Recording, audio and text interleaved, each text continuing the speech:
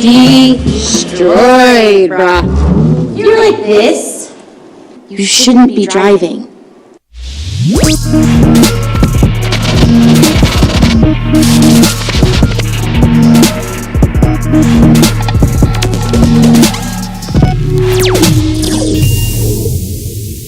.9 FM and AM 650 Sports Animal. Jeff Symbieta, JJ Buck. How was the weekend? What'd it do? Big competition for you this weekend? Yeah. How'd you do? We did pretty darn good. Nice. JJ's yoked. Trying. Good. Be careful coming in. You're coming in from the west, so coming in from the east side of town. There's between the rain, the accidents, and it took a second to get in. So give yourself a little extra time. Listen to the traffic reports this morning because there's a lot going on out there. You have any issues with the rain? Did not have any issues this morning. Just be careful. Give yourself a little extra time. All right, we got a ton to do today. Big guest list this morning. Eddie Nunez, the athletic director at the University of New Mexico, is due in studio at 7:30 this morning, probably for about an hour. And we're going to talk about a lot of things. Where college athletics is, JJ. And with the changes, and we talk about them all the time, you hear about the changes all the time, whether it's NIL, portal, expansion of the tournament, the playoffs, all of these things. How does it affect UNM and how does UNM compete? With NIL changing and with revenue sharing, what will that mean for the University of New Mexico? What about the 20-game schedule in men's and women's basketball? So there's a lot of places to go, but we've talked about it, and Eddie and I have texted a little bit back and forth trying to find a time to get in and just kind of where does that put UNM? What do you do as a fan? You had the collective. Is that still something? So I think there's a lot of conversation to be had and going just to the source and how UNM's handling this and where their place is and what it means moving forward. I'm looking forward to the conversation because I think there's a lot there. Absolutely. The future of college athletics is a giant question mark in terms of how it's going to be governed, what are players going to be able to do and get in the system, and where's it going to come from? We'll do that coming up at 7:30.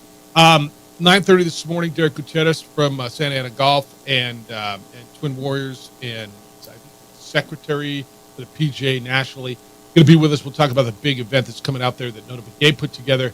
Talked to Nota on Friday. He's traveling today, so he's going to come on and talk about it at some point. But I want to make sure we understand what's going on because I think this is an enormous event up there. Big weekend around here. Big win for New Mexico United, 1-0 over Hartford. And then, I don't know what you watched the hockey the other night, 3-0. 3-0. There was the baseball was fantastic. The Dodger-Yankee series was everything they wanted it to be. You had the London baseball, which I don't know if you heard the British call at the end of it, was terrific. And then the hoops, 105-98, the Celtics win. And I think there's going to be a lot of heat on Kyrie Irving. It's going to be interesting to see where this comes down. Luka had 32 points on 12 of 21 shooting. JJ, I thought the biggest play of the game, and Jrue Holiday is so good, was so vital part of the Bucks championship game. And when they got Jrue Holiday, you kind of went, damn, the rich get richer. But the play he made with 4 minutes, was it 4 minutes ago, where he forced Luka in the backcourt to throw an errant pass. He tipped the ball away. Luka got it back, threw it away. Holiday stole it, ended up in his hands. He hit a three. That's the one to me where I'm like, all right, check, please. That was so emblematic of everything that goes on. You might be right, man. The Celtics might just be better. They are just better. Yeah. Straight talent-wise, they're better. Yeah. I liked how the Mavericks stayed in the game. I mean, there were moments where it felt like Boston could pull away, win this game by 12, 15 points. That wasn't the case. Dallas was better defensively in the first quarter, kept the game close, but there's still too many weapons for Boston when they move the basketball. They're unselfish. They have big-time shooters. Kristaps Porzingis got banged up in the fourth quarter, so that's something that you're going to watch, and that could allow Dallas to get a game back in Texas. But the Celtics are just too good. that starting five is fantastic. Al Horford can slide in, and you saw it in the fourth quarter. The defensive plays, the ones you referenced, the chase down block, which should have been a foul, but they didn't call it at the end of the game. And then how the Celtics are squeezing Kyrie Irving out of this series. The length and athleticism is frustrating Kyrie, and he's not able to get off like we watched him do for the first 3 rounds of the playoffs. All that's right. All that's right. And then the Kyrie thing is frustrating, and I think it's frustrating him, and pressure's going to start coming on him. Lucas said, it's my fault we lost. Not really. Luka was pretty good. 12 for 21. 8 turnovers is not good. Eight turnovers is a real problem. But I attribute that to who's their point guard, right? It's Kyrie Irving. The ball's in Luka's hands a lot. The point guard's Luka Doncic. But it is, right? Yeah. It is. And Kyrie plays their shooting guard. Well, but I'd like to see Kyrie on the ball a whole lot more. But, okay, you're right. And that's what that defense has done. They've smothered him, they've bothered him, and they forced a lot of mistakes. And up front, as good as P.J. Washington or Jones or Gafford were in the first few rounds, Boston's just been better. And Porzingis, to your point, might be hurt again, but when you give me Jaylen Brown and Derek White and Al Horford there and a veteran and doesn't make mistakes, JJ, to me, I think Brown is terrific. Drew Holiday was the difference to me.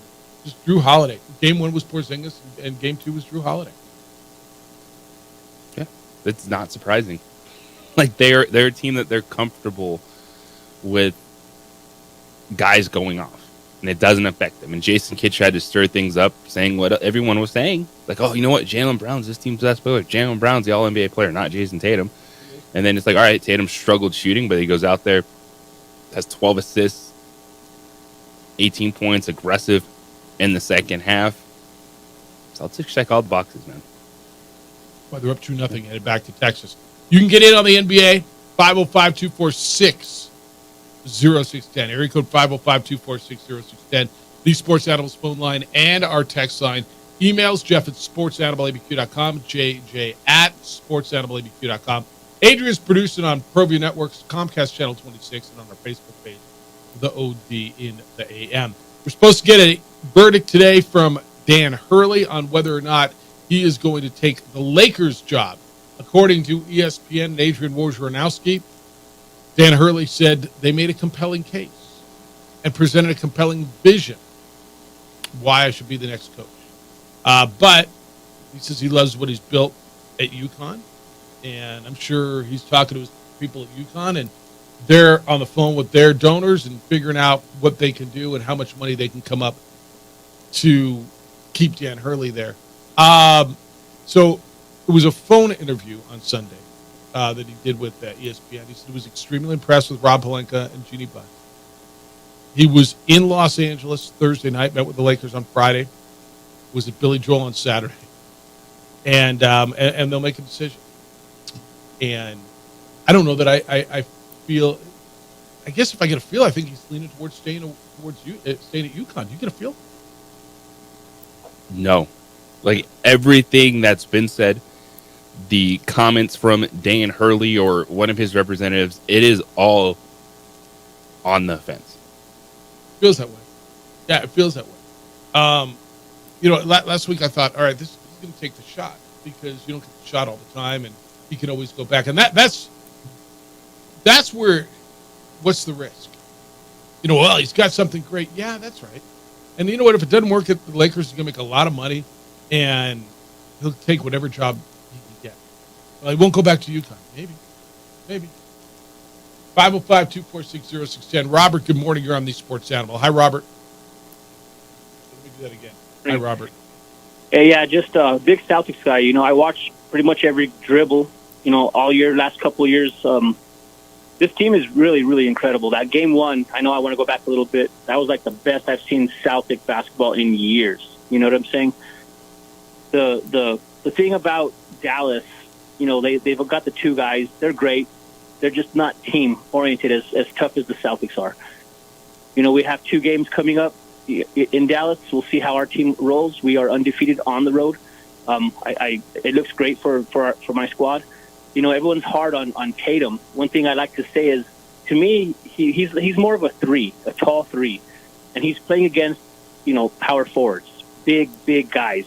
He's still getting his rebounds, still getting his assists. He's still a playmaker, but he's having a hard time scoring on these big guys. So it's understandable. Every team matches up different, right? We all know this. This is the NBA, and Jaylen Brown is having an easier time right now. Jaylen Brown is incredible. I love this kid. So I'm just super happy. Our guys are on their way. 2 more wins, and we got this, you guys. We got this. Robert, I appreciate you, and it's a good call. Thanks. Don't be a stranger. Celtic fans thrilled. And they are that good. And look, you've been saying it, and they played, I don't want to say in anonymity because that's not right, but the West got the attention. The West, you know why they got the attention? Because the series were better. They were more compelling. Well, why is that? Because the Celtics were dominating everybody they were playing. Right? I mean, it was. The West stuff was just more compelling. Yeah, it's Dallas had a tougher road, beat better teams to get to the finals. The Celtics are still the better overall basketball team. Yep, all that can be true. Yeah, all of that can be true. That's what's going to play out. And now everyone is looking at who's taking the fall, who's taking the blame, and waiting for Kyrie Irving to revert back. Sometimes you're just not as good. It's not a failure. It's not, Kyrie Irving has to take the blame, then he's going to ask for a trade and he's going to revert back. You're just getting beat. Boy, there's a lot of that So, like sport, we always have to turn something into, this is a failure, you're not good enough. No, the Celtics are just better. Top to bottom. It's not an attitude issue. It's not this or that. It's like Dallas is really good to get out of the Western Conference, get to the NBA Finals, but the Celtics were that much better than everyone else. All right. 505-246-0610. Is everyone else just better than her? Is it really that simple? Boy, did the Caitlin Clark stuff take off. I know you got an opinion. She is not on the U.S. Olympic team. Why it's good and it's not good. Next, it's the opening drive on 95.9 FM and AM 610, the Sports Animal.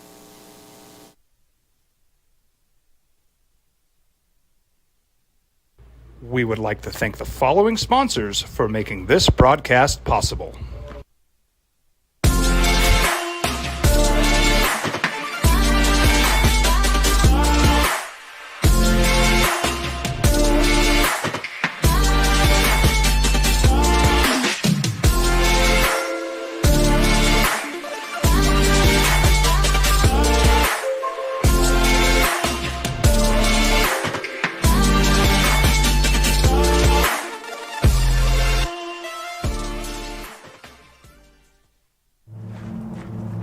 Young driver, this one. Hard to get her out. She'd been drinking. This one. Both of them gone. They'd been drinking, and he drove clear off the road. This was my family. Drunk driver hit us. And my wife and our daughter, they didn't make it. Hey, look! It's Dwight Goodman! Boom! This place is hot. Let's see if anyone needs my help. How about I drive you madman home, huh? I got this, Dwight. I'm the designated driver. Boom. Sweet. Does anyone need Dwight's help getting home tonight? No thanks, Romeo. I've got a taxi all lined up. Drive safe, Dwight. Boom! Boom! These days, it's important to know people and businesses you can trust. There's a lot of places where you can buy a vehicle, but there's only a few local dealerships where you'll find honest people who have your best interests in mind. And Fiesta Kia is one of them. We've been helping our neighbors save money and drive dependable cars for years, and we'd love to help you. With new Kias arriving daily, you'll love our selection and the peace of mind you'll get driving a Kia from Fiesta. So stop by and see us today at Fiesta Kia on Lomas, or just start driving now at fiestakia.com.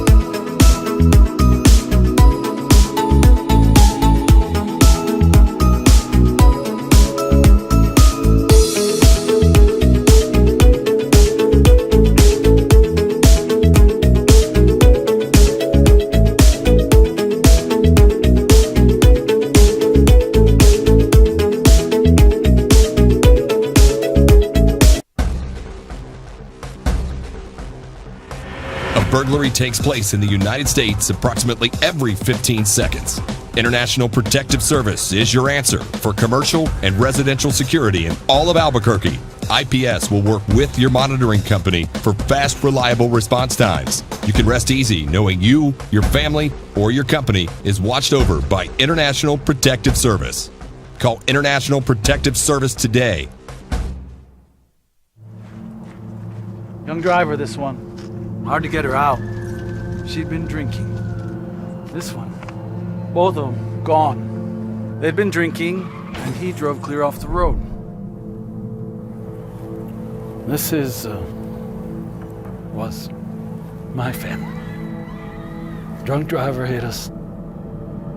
And my wife and our daughter, they didn't make it. Opening drive, Jeff Symbieta and JJ Buck. I got opinions. You got opinions. Everybody's got opinions. I'll tell you why it's good and bad. Caitlin Clark needs more. Caitlin Clark's been going since basically September. Run through a season, run to a Final Four, got drafted, been playing. It'll be good for her. It will. And it would, she wouldn't have played a lot. This team is stacked. This team is good. And so in the immediate, for Caitlin Clark to not be the focus of the international media and everywhere she goes. And look, I've never been that, JJ. I've never had the paparazzi, the every camera, I've never been the focus of that. But I got to believe it gets old and it's taxing, it's tired. And you want to elevate it to the world stage. I believe it's a lot. Now, has she ever shied from it? Has she ever shown a sign that she's cracked? Has she ever shown frustration? Not really, no. She's handled it insanely well. But you can't really find a player on that team. Asia Wilson, Diana Taurasi, Brianna Stewart. Right? I mean, go through. Chelsea Gray, Kelsey Plum, Sabrina Ionescu. Who are you taking off? And you can find somebody. But I'll tell you why it's not right. And it depends, what are we doing this for? This team will go out, they will win the Olympic gold, as they always do. I think they won Olympic gold as long as women's basketball's been a sport in the Olympics. But the opportunity for eyes to be on, for women's basketball to capitalize on the wave that is going on right now, that's where they missed. And I don't even know how that's denied. Would she have played a lot? I don't think she would have. Would people have gotten upset that she didn't play? I'm not really sure they would have. I know that was one of their fears, according to Christine Brennan of USA Today, or longtime USA Today. But I do think that they whiffed. And a lot of people, just like the WNBA, won't watch because, well, why? I don't know Asia Wilson. Well, you should if you care about women's basketball. I don't know Kelsey Plum. Yeah, but you probably should if you care about the game and not just that player. So, JJ, I think it's good for her in the long term. She needs the rest to get away and not be the focus. Let everybody else take charge, and she's handled it insanely well. But I do think women's basketball needs to on an opportunity to cash in on, on more and more and more growth. That's not their job at this point. Not for the Olympic team. Because you have players that are on that roster that are better than Caitlin Clark, and they're going to try to win a gold medal. Is every one of them better? I know at the guard position. I think that you could make a case that Gray, having not played, and by the way, and she's still. I think Caitlin right? Clark is going to be on the Olympic team. I promise. Not this one. I think she'll be on this one. You think she's going to get on this team because someone's going to fall off and they're going to replace her? I think it's possible. Yeah. Over the next couple of months, someone could get hurt. Yeah. One of these veteran players could not get in shape inside. That may happen. So I don't think this is the end-all, be-all. Yes, this is the initial 12, but there's still an opportunity, unfortunately, for one of these players if they get hurt. Especially looking at Diana Taurasi's 42 years old and still playing every single night going out there. Who knows how she's going to respond in the next couple months. Chelsea Gray from Las Vegas Aces isn't playing yet. So I think the opportunity for her to be on the Olympic team is still there. But I also appreciate that they didn't make this decision just because of ratings. Because there would have been a talent kickback on that. Well, the talent pool is that deep for the United States women's basketball team. So ultimately, I don't think they should keep her off because of any reason of, no one likes her, this or that. I don't think that should be it, just as I don't think she should be on the team just because people watch her more than anyone else.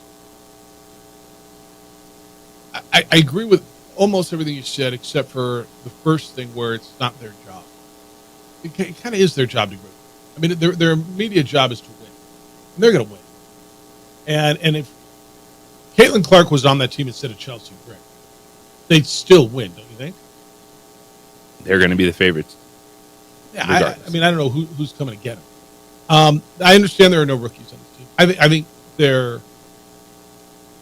protocol where they held their tryout camp during the Final Four is flawed, right? Well, she didn't go to camp. She didn't go to tryout. Well, yeah, dude. She's playing the Final Four. I mean, that seems like a relatively decent excuse, right? I agree with you in some respects, JJ. Look, this team's good. They're deep. And I don't know that she would want to be just given to be used as a PR pawn. I wouldn't if I was her. And so I'm down with that. But is it a given? That's the one narrative I've heard a lot this weekend. Well, she's just not that good. Is she just not that good? No. Like, she can be on this team. Yeah, that's kind of my thought. No, I'm not going to pretend. Especially when you have that come down, and then she has one of her best nights of this season, scoring 30 points and winning on Friday night. Yeah, I appreciate the way she handled it, and I think she is so mature. I was thinking on the way in, the people who don't like her, whomever that is. What is it you don't like? What did she do wrong? Quote from her on Sunday when she was asked about the snub or the perceived snub. Quote, "I'm excited for the girls that are on the team. I know it's the most competitive team in the world, and I know it could have gone either way, me being on the team or me not being on the team. I'm going to be rooting them on to win gold. I was a kid that grew up watching the Olympics, so it'll be fun to watch them. So honestly, no disappointment. It just gives me something to work for. It's a dream. Hopefully one day I can be there. I think it's just a little more motivation. You remember that. Hopefully, when 4 years comes back around, I can." End quote. I mean, pretty well crafted, no? Caitlin Clark is fantastic with the way she handles all this stuff. She is. So what's not to like about her? Is it the anointment? Is that kind of what it is?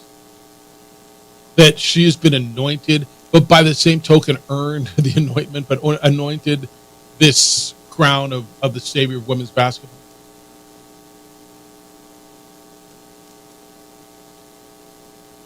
Because I look at it, JJ, honestly, and I get it, man. If you've been grinding, and here comes this new person, whatever you do, and you're like, dude, I'm just as good as them. Yeah, maybe you're not. But I've been grinding, I've been working. Why is that person getting everything? That person's, I mean, the numbers are real. Yeah, the fact the second leading scorer in the WNBA is not even on that 12-person roster right now. Yeah. Gumbawale from Dallas. So. I'm not losing my mind over this. I kind of get it from a basketball standpoint, as far as if she's not the way you construct a team. Who's a better shooter than on that team? You know the game way better than me. Is there a better shooter? Sabrina. Is she a better shooter? Yeah. Okay. All right. But that's it. I mean, I got to believe you could use another shooter in a tournament like that. But okay. And let her go rest and let her go do her thing. I just firmly feel that with the swell around her, that she is the one name that everyday American knows when it comes to women's basketball. I think you did your sport, your game. I don't even know if it's a disservice. I think you just missed an opportunity. I think disservice would go too far. I think you missed an opportunity to further grow that game. That's all. But by the same token, for her, I think it's probably the best thing, because I think that young lady, and I don't know her, and I don't know what she's going through, but I'll bet she could use 2-3 weeks off just to get out of the spotlight and go be hit. Don't you think? Yeah. And I think that there's still an opportunity for her to be on the team. Yeah, your point's right. She's a point guard, but you could play her off the ball on this squad with Taurasi and Gray because, she could back up even Jackie Young. Who's Jackie Young? I get it. No one knows. I'm still learning a lot of these players. But Jackie Young was #1 overall pick in 2019. Plays for the Aces. Is an outstanding shooting guard. So even with Caitlin Clark and her abilities, she could still fit into this team. And I think you don't want to see someone get hurt, but it's sport and it happens. Right. And I think that's what could open us up. Well, and to your point, you got one player who's not playing at all right now. You got one who is 42, but it's her last one. I think, and again, I ask you all the time, who are we doing this for? I think in this case, you're doing it for the players on that team to make the best team possible to go out and win, right? And America will like their team, and America will watch. And people are, well, I'm not going to watch. You might not. I'm sure. Who's got the Olympics? NBC.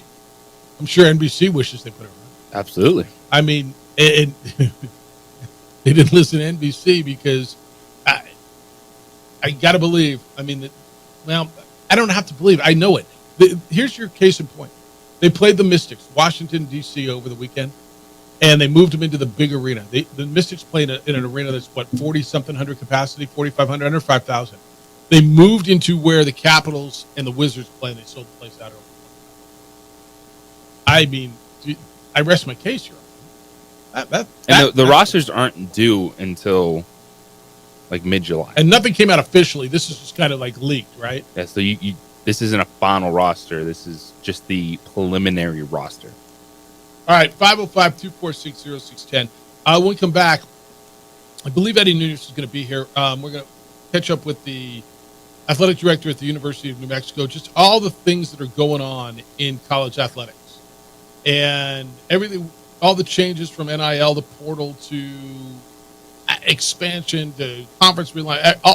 Where's UNM and all? And I'm looking forward to having a conversation with Eddie and kind of, where does UNM go? How do they handle it? And if you got some questions, send them to me at 505-246-0610. I'll get them to them. The opening drive on 95.9 FM and AM 610, the Sports App. This report is brought to you by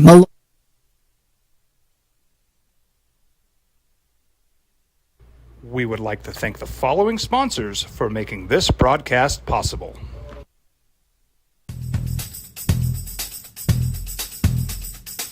International Protective Services is a proud supporter of ProView Sports and New Mexico Youth Athletics. IPS provides residential and commercial security services in the Albuquerque metro area. For more info, please call 505-897-2420 or visit internationalprotectiveservice.com. Hi, my name is Daniel Chavez, and this is my business partner, David Chavez. We are the owners of Indeed Safety. Indeed Safety is a local safety consulting company helping our clients with their safety needs for their projects. One of the things we pride ourselves as a construction safety company is helping our men and women in construction get home safe every day to their families. Indeed Safety is a proud supporter of ProView Network.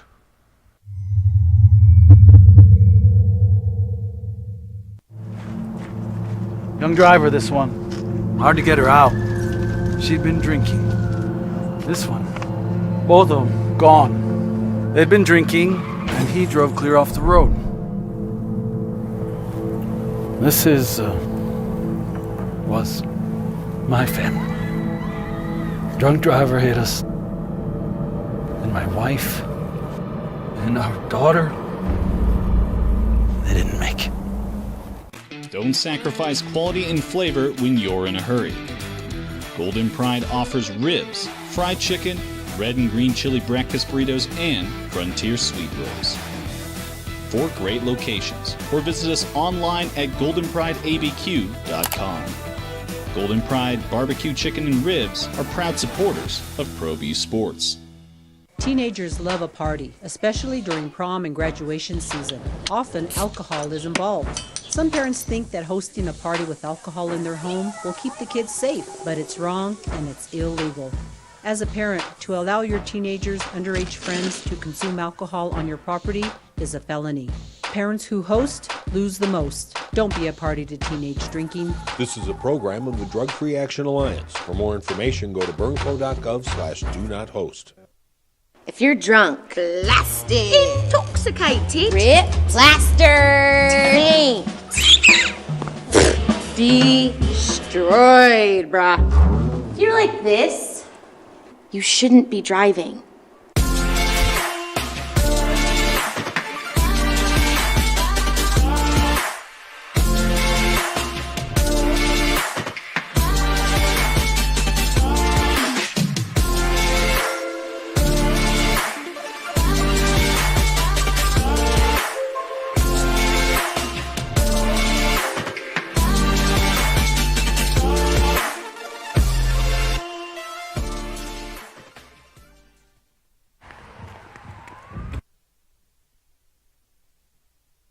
FM and AM 610, the sports animal.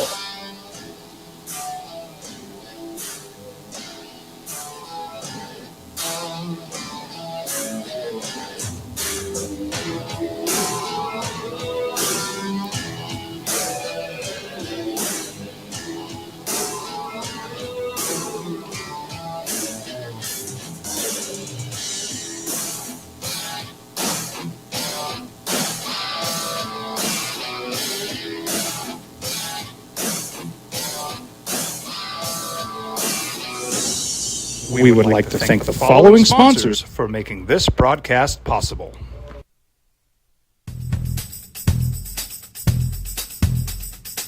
International Protective Services is a proud supporter of ProView Sports and New Mexico Youth Athletics.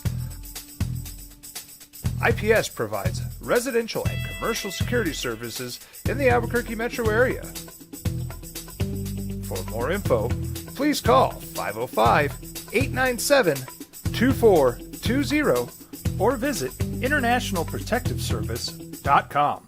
If you're drunk, Blasted. Intoxicated. rip, plaster, paint, destroyed, bruh. If you're like this, you shouldn't be driving. Albuquerque's leader in sports is ProView. From pros to prep. Changes, and then I think Getty Lee said, changes aren't permanent, but change is. And that's just the world of college athletics. I think it's just the world, period. It's the opening drive. Jeff Symbieta, JJ Buck. Pleasure to welcome into the studio, and really appreciate the time. Been looking to do this for a while. The athletic director, vice president of athletics. Is that right? Yeah, I can't forget. I mean, if you're vice president, Eddie Nunez is here. How are you? I'm doing great. How about there? How you doing? Let's groove it. JJ, how you doing, man? Good. Good morning. I'm going to lift this up from here. Yeah, there you go. Better. Yeah. All right. I don't even know what. Like, we're walking down the hall and we're talking about changes and how are you guys doing? I mean, is it? How do you run an athletic department these days? You talk to a coach, and I was at the meetings, and everybody, when I was in Scottsdale and for the league meeting, saw you, and I talked to so many of your colleagues and coaches and athletic directors. It was at the Big 12 event. They're in a different place than you are. Went over to the MAC event. They're in a different place than you are. Everybody, it's just changed, and I don't even know how you act as opposed to react. Right? No, absolutely. I think.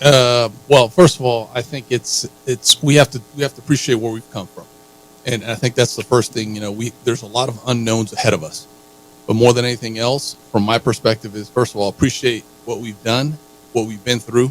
I mean, this year we had a heck of a year, numerous conference championships, numerous individuals in the NCAA. A young man just won a national championship. Budgets bounced again. Highest fundraising on top of NIL. So when you put all that together, you got to appreciate where you are. But at the same time, like you said, there's that unknown.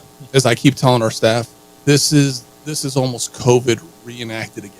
And what I say by that is how we prepare for what we're doing is preparing for the unknown. We know what the end result is, where we want to get to. How we get from today to there is the biggest challenge. Where is that? What is the end result? Some shared revenue. And that shared revenue, what does that look like for our department? What does that look like for the conference? What does that look like for college athletics in general? So go to that. When you say shared revenue, because people are losing terms, and there's new terms every day. So there was the ruling that came down a few weeks ago about revenue share. Well, it's not a ruling yet. It's leading towards It's true. It's not. It was a lawsuit that was going to be settled. That was, and I don't think it's done yet. It's going towards revenue share. And then you say you want shared revenue. So kind of explain what that end goal looks like. Well, shared revenue with whom? Well, again, I don't know what exactly is it that we want as in college athletics. We know we want to help our student athletes. We know we want to put more opportunities available for them. But at the same time, understand that this plan or this potential outcome, what's coming out with this House case, could really open up a lot more challenges than opportunities. Eddie Nunez is in studio. So when you say the challenges, what I want to try to simplify, and you tell me if I'm wrong. For if you're listening, what does this mean? Okay, you've learned about collectives. You know that collectives have been taking money from private entities, and they are the ones who are giving the players the NIL. This revenue sharing is going to theoretically bring it into in-house, and now you're going to work with the collective. They're going to raise extra money. You're going to take some of your revenue, a percentage of whatever the athletic department makes, X percent, 20%, whatever the number is going to be, and that's going to be divided amongst the student athletes.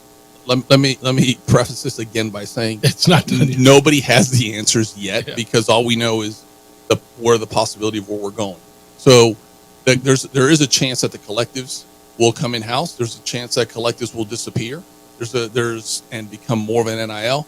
All those are the questions that or we're they trying could to be combined. Combined, exactly. So the biggest thing we understand is there's going to be some kind of rev share based off our self-generated revenue. That's ticket sales, that's multimedia rights, that's other television, everything else. So how those numbers come up to what we need to do, you've heard everything from a 20%, which is 20 million plus in the group of five, or excuse me, in the Power Five. What does that mean, a group of five? In the Power Five, excuse me. What does it mean to you guys? To us, if we're dealing with percentages, it can range anywhere between a couple 500,000 to 5 million. It depends on where you are and how much your revenues are for the athletic department. How much of the revenue sharing stuff needs to be figured out before then you can start addressing what you want to do with the student athletes? Because I know there's been a back and forth of them, like people pushing for unions for student athletes, but them not wanting to be employees. Like, what direction do you see that going? This is a wonderful the best case for our student athletes. They're going to generate revenue somehow, some way, and not be considered employees. That's the best for anybody. I mean, you want to be able to get money without having to be technically. Do they not want to be employees? I would tell you the vast majority. Not even the ones that are unionizing or wanting to unionize don't want to be employees. They just want collective bargaining agreements. They want something that's going to allow for there to be some commonality across the board, their voices to be elevated, which is it's elevated right now. It's probably as high as it's ever been. Sure. But all those factors are what play this.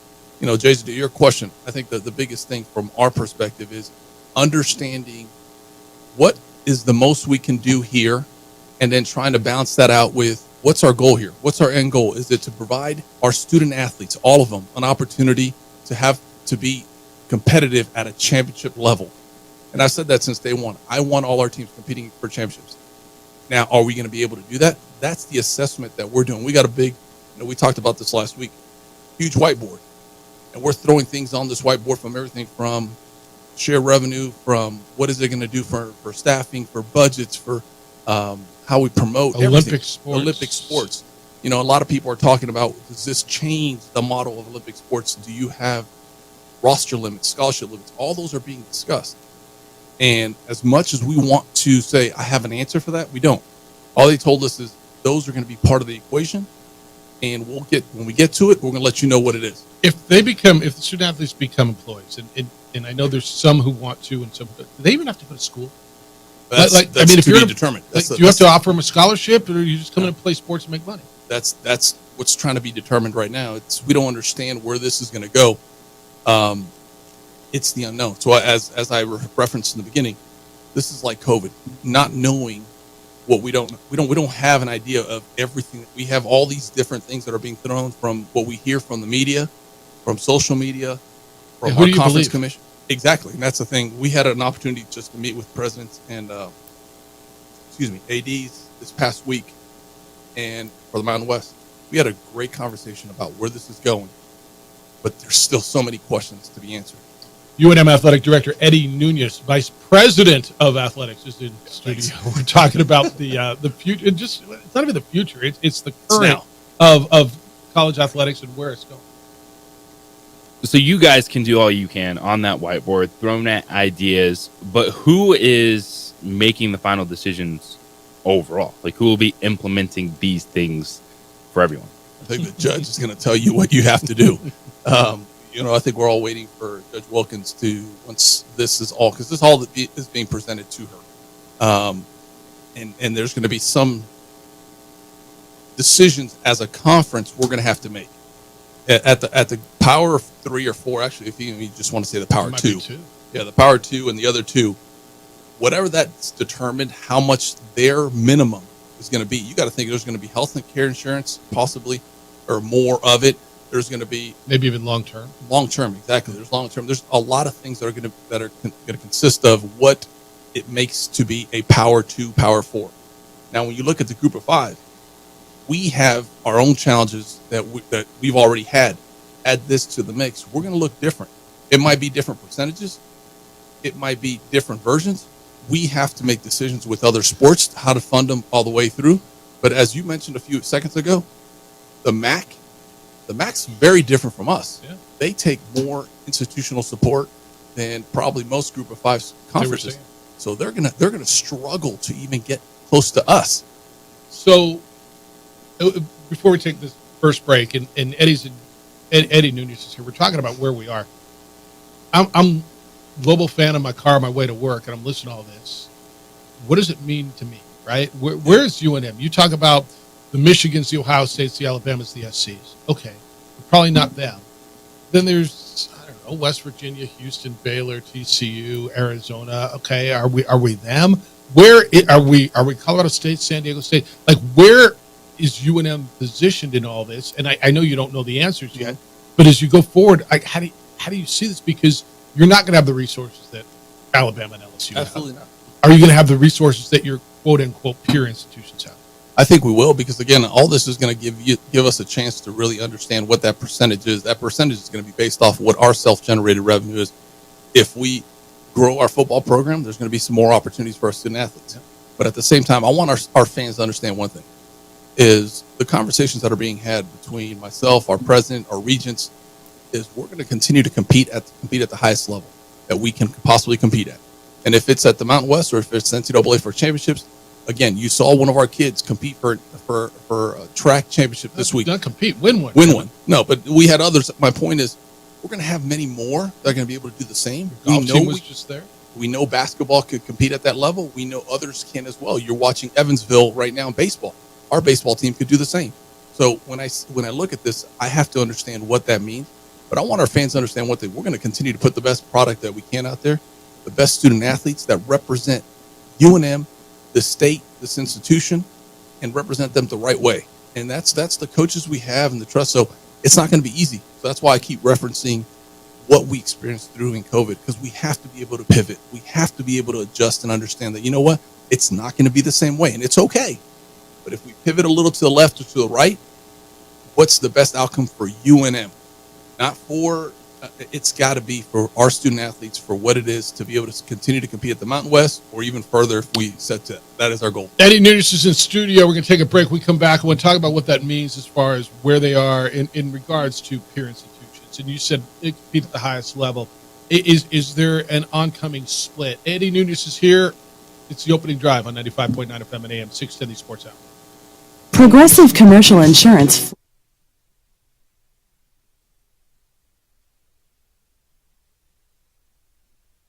We would like to thank the following sponsors for making this broadcast possible. Albuquerque's leader in sports is Pro Beauty. From pros to prep,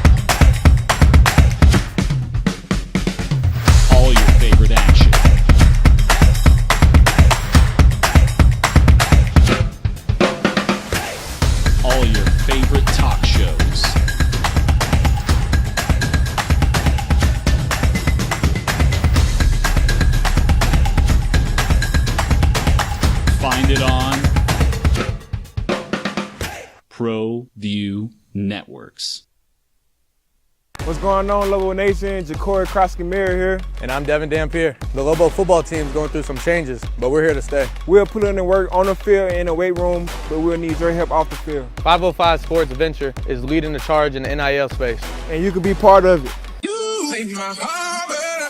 Shorty, she better than all my intentions. Locked in, shorty, you got my attention. CEO, baby, I get you the business. Touchdown and pay you a visit. These are more than just the sounds of a safe place to go after school. These are the sounds of interest being ignited and of mentors making an impact. At Boys and Girls Clubs, we don't do just one thing. We do whatever it takes to meet the needs of every kid who comes through those doors. Because whatever it takes is what it takes to build great futures. Great futures start here.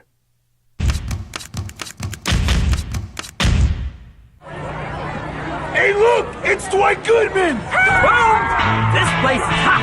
Let's see if anyone needs my help. How about I drive you madman home, huh? I got this, Dwight. I'm the designated driver. Boom. Sweet.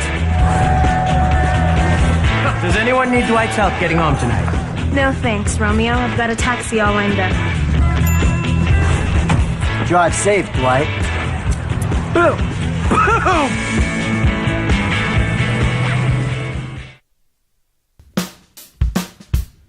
Well, I'm going to the frontier, walking to the cashier, order up a root beer and a number one. Cover it with green stuff, one scoop is not enough. Find a booth is real tough, back by the Duke. Meet my family, meet my friends in the quirkiest restaurant I have ever been. All of Albuquerque's favorite spot, it's the Frontier Restaurant. The Frontier Restaurant is a proud supporter of ProView Networks. Don't sacrifice quality and flavor when you're in a hurry. Golden Pride offers ribs, fried chicken, red and green chili breakfast burritos, and Frontier sweet rolls. 4 great locations, or visit us online at goldenprideabq.com. Golden Pride Barbecue Chicken and Ribs are proud supporters of ProView Sports.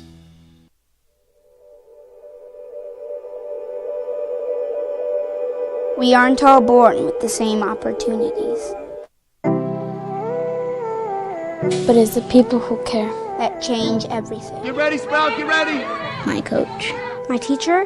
My older sisters. My grandma. My brother. My tutor. My dad and my mom.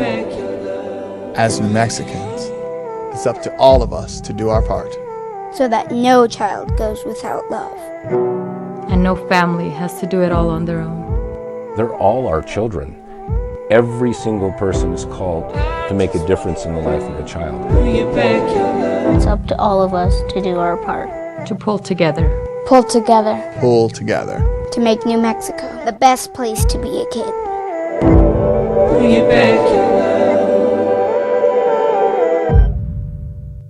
Teenagers love a party, especially during prom and graduation season. Often, alcohol is involved. Some parents think that hosting a party with alcohol in their home will keep the kids safe, but it's wrong and it's illegal. As a parent, to allow your teenagers' underage friends to consume alcohol on your property is a felony. Parents who host lose the most. Don't be a party to teenage drinking. This is a program of the Drug Free Action Alliance. For more information, go to burnco.gov/do-not-host. What's going on, Lobo Nation? Ja'Cory Krosky-Miller here. And I'm Devin Dampier. The Lobo football team's going through some changes, but we're here to stay. We'll put in the work on the field and in the weight room, but we'll need your help off the field. 505 Sports Venture is leading the charge in the NIL space. And you can be part of it. Shorty, she better than all my intentions. Locked in, shorty, you got my attention. CEO, baby, I get you the business. Touchdown and pay you a visit. Young driver, this one. Hard to get her out.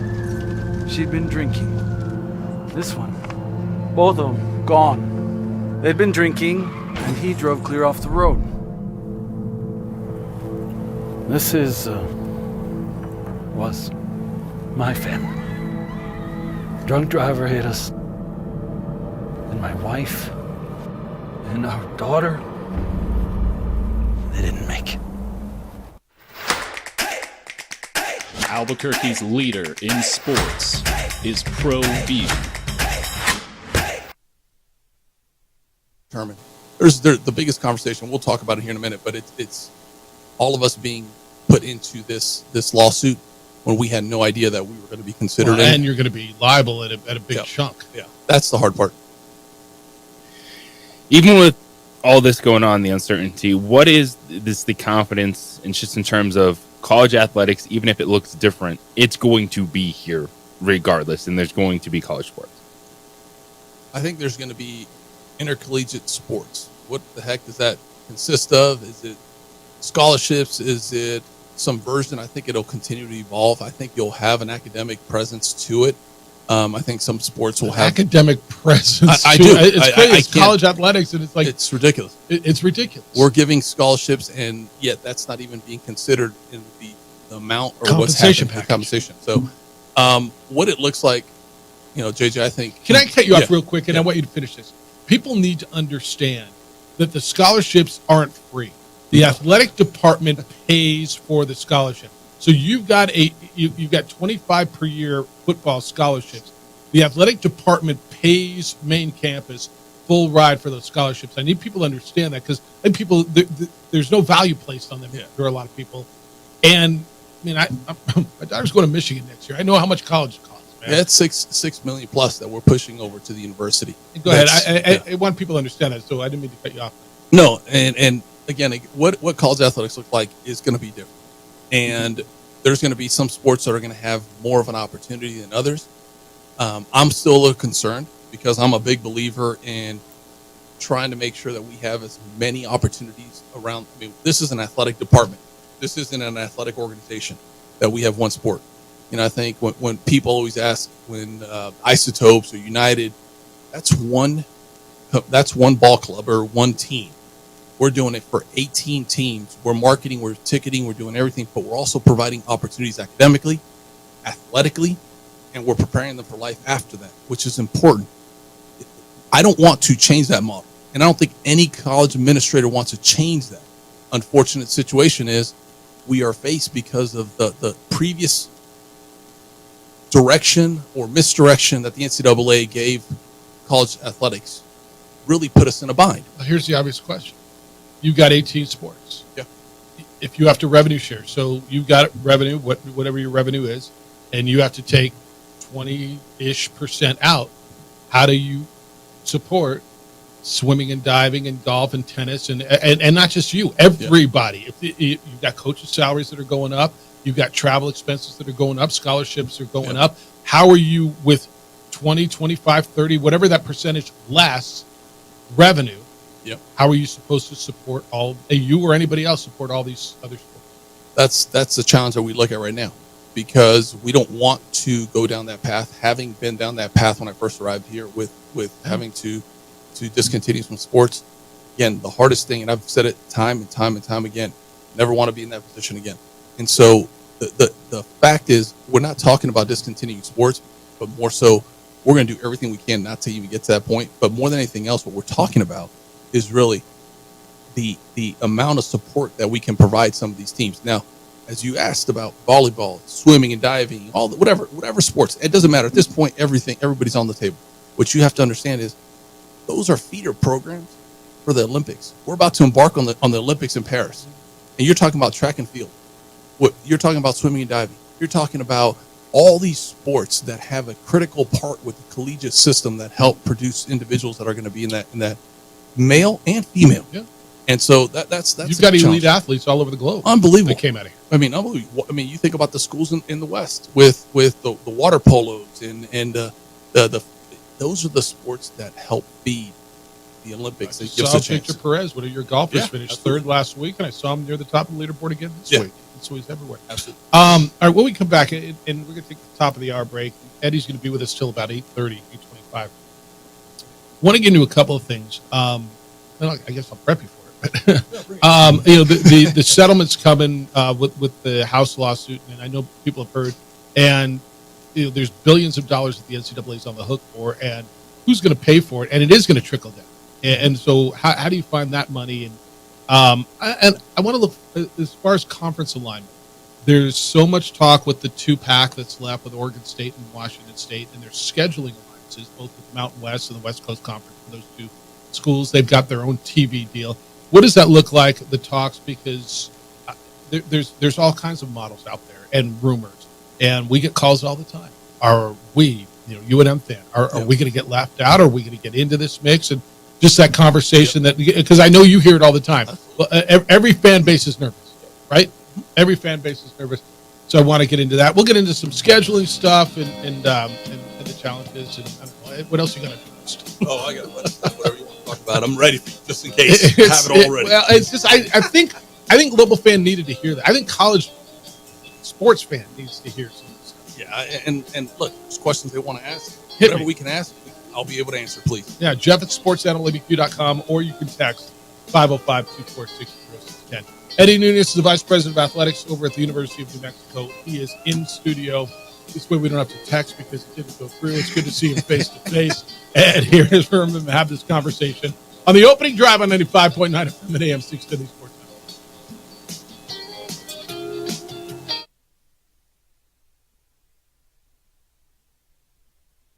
We would like to thank the following sponsors for making this broadcast possible. What's going on, Lobo Nation? Ja'Cory Krosky-Miller here. And I'm Devin Dampier. The Lobo football team's going through some changes, but we're here to stay. We'll put in the work on the field and in the weight room, but we'll need your help off the field. 505 Sports Venture is leading the charge in the NIL space. And you can be part of it. Try this shit better than all my intentions. Locked in shorty, you got my attention. CEO, baby, I get you the business. Touchdown and pay you a visit. International Protective Services is a proud supporter of ProView Sports and New Mexico Youth Athletics. IPS provides residential and commercial security services in the Albuquerque metro area. For more info, please call 505-897-2420 or visit internationalprotectiveservice.com. ProView Networks would like to thank the following sponsors for making this broadcast possible. Hans Whitler Automotive, German car maintenance and repair in Albuquerque, New Mexico. Call 505-294-7684 or visit hanswhitlerauto.com. Hi, I'm Steve Stucker here for Dr. Robert Melendez and the Juliet Eye Institute. You may remember me like this, but no more. The glasses are gone. I tossed them months ago because of a brand new procedure from Dr. Melendez known as RLE, Refractive Lens Exchange. The latest technology, the best eyesight I've ever had in my life, and you can check it out by clicking on the link in the description right here.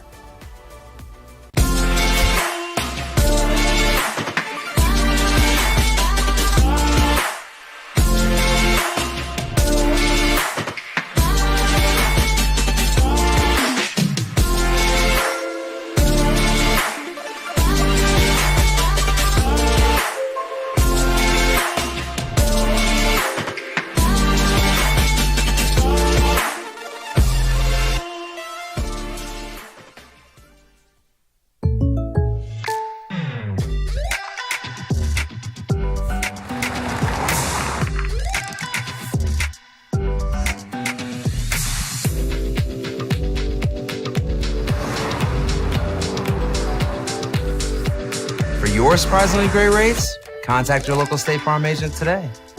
If you want the real deal, call State Farm agent Marty Size in Albuquerque today. Like a good neighbor, State Farm is there.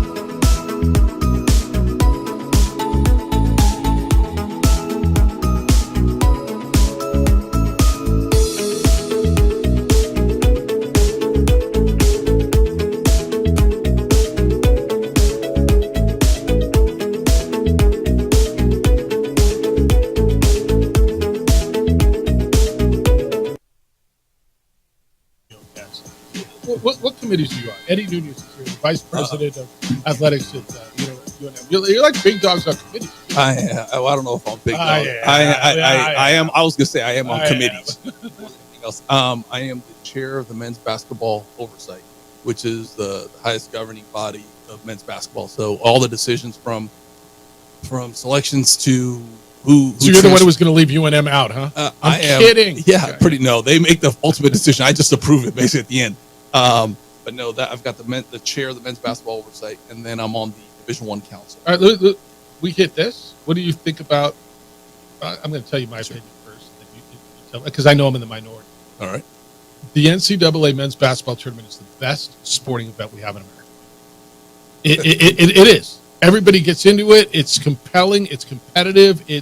And it whittles down, and it's pure, and you win and you advance, and it gives you excitement. It's Marion Accounting's into it. Everybody's into it, and it should be elite, and it is elite. And it's 18.9. You know the numbers better than I. And I know there's numbers to expand it, and coaches get bonused on getting into the NCAA tournament, so they all want to expand it. And we'll argue over who's number 96 and 97 and 98. It's like we do with 68, 69. I know we're going to. I hate that we're going to. I know we've expanded it before. It's the best thing we got going. I feel like we're going to water it down. Well, I am Pierce, so of course loved it when it was 64, then 68. I mean, I get it. I think what people forget is even at 68, it's still a great conference. It's really good. It's unbelievable. So adding whatever number is added, I think at the end of the day, I don't think it's going to dilute it. The problem is we have to make sure that we're still providing opportunities for all the schools that we can. It can't just go to all the schools we can. Hell, you can let everybody in, and everybody is in because we have conference tournaments that feed into it. So essentially, everybody's already in it. The problem we're having is the narratives being pushed by the Power 2, the Power 4. Why? Because their conference now is much bigger, and so they have many more teams that were probably had shoo-ins or a direct line as the Pac-12 did or something like. Now they're hoping, can we get one or two more opportunities? So I right now it's probably one of the more debated conversations at the NCAA. So I'll tell you right now, I don't think there's a clear path today, but it is a lot of conversations that are at our committees. JJ, where were we having the conversation? If you wanted to put a few more first four games in, right, to play into the 16s and the 10s, like. So all the 11s were playing, like what would we be adding? Like 4 more teams or 8 more, something like that. I guess that would be palatable. I'm going to eat whatever you feed me. I understand that. But is that kind of where we ended up with that? Like, yeah, and I think the challenge of that, too, is you don't want a system that say all the 16 seeds or something have to play in, even though I like that stage for them. But if you force like all of them to do it, is that too unfair? But then you start adding that word fair, nothing's fair. This is life. This is athletics, and especially college athletics, the steps it's taken. But with the growth of the college football playoff, how has that affected things on the football side? I think when this was discussed, when the number was discussed, this goes back to, and I haven't sugarcoated, I've said my part to others that I've asked. I think the idea was, look, if we're going to increase, there has to be an opportunity for all of us to benefit. And financially, when you were hearing the possibilities of the TV revenue that was coming from expanding the CFP, all that, from our perspective, yes, it made it a little bit better, but it also made it better because you were thinking you were going to get more revenue. When it was agreed upon that basically we're getting couple hundred, maybe 1,000 more, which is peanuts. And the big boys are getting millions and millions or more. That's the frustrating part. Now, could things change? Could things evolve? I believe they probably will. The new head of the CFP is the former superintendent at Air Force. He just took that role, I believe, last week. So maybe that provides some better chances for us to redefine what those revenues are. But again, when you go back to the college basketball, or any expansion, all this is part of the transformation process. When they did the transformation committee for NCAA looked at college athletics, this is one of them, to try to increase the percentage of teams that are competing at the NCAA championships. It's easy in some smaller sports, but when you get into this bigger the bigger ones that have a lot of financial and a lot of TV contracts and a lot of things that are planned out 5+ years in advance, it makes it more challenging. So you can only play so much football. You can only play so much football. You can only, even basketball. Again, it's a compressed schedule. You have to be able to do it now. I know our fans will love this, and I'm going to tease it.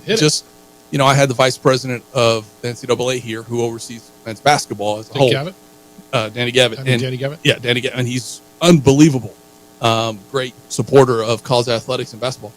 Part of the reason he came in here is because he wanted to see the pit again. Who knows? If we get those 4, can we be the playing site, have one here, one in Dayton? And those are conversations that we've had. I'd love to have ideal. I always thought this place was very similar to what Dayton does as far as loving college basketball. We're not going to host the NCAA championship. That's just because it's gotten so big. I mean, they're playing in football stadiums. Just keep that in mind. Well, the finals. Yeah, the finals. So a lot of people think that we should have the championships here. It was a great experience when they had it. But I think when you look back now, if we could host the first, that would be huge. He's Eddie Nunez, Vice President of Athletics at UNM, in studio talking about where UNM sits in the current climate. Well, with that, we have seen the improvements of facilities, the new weight room that's at football. How are you feeling overall about where all the facilities are at and kind of potential future projects that could be ahead for whether it's football, Olympic sports, whatever it may be? Great question. We've got a couple in the pipeline right now that we have been planning for football, that just kind of areas that we have to improve that have not been touched in probably 10. One area we've never had a team meeting room to the level that we're trying to build it. But right now, our priority number 1 is Title IX. And I've been saying this for the last 2 years, and we've been able to piecemeal it a little bit with state help and some donor support. My number 1 priority for this upcoming year is all our Title IX improvements to all our women's sports facilities. It's softball, it's tennis, it's golf, swimming and diving, women's basketball, you name it. We're volleyball, soccer. We're trying to improve every one of our women's sports. At the same time, we are doing things strategically at the pit. We've got to improve our video boards at the pit. We've got to improve our video boards at football. We've got to improve the fan experience at all our facilities.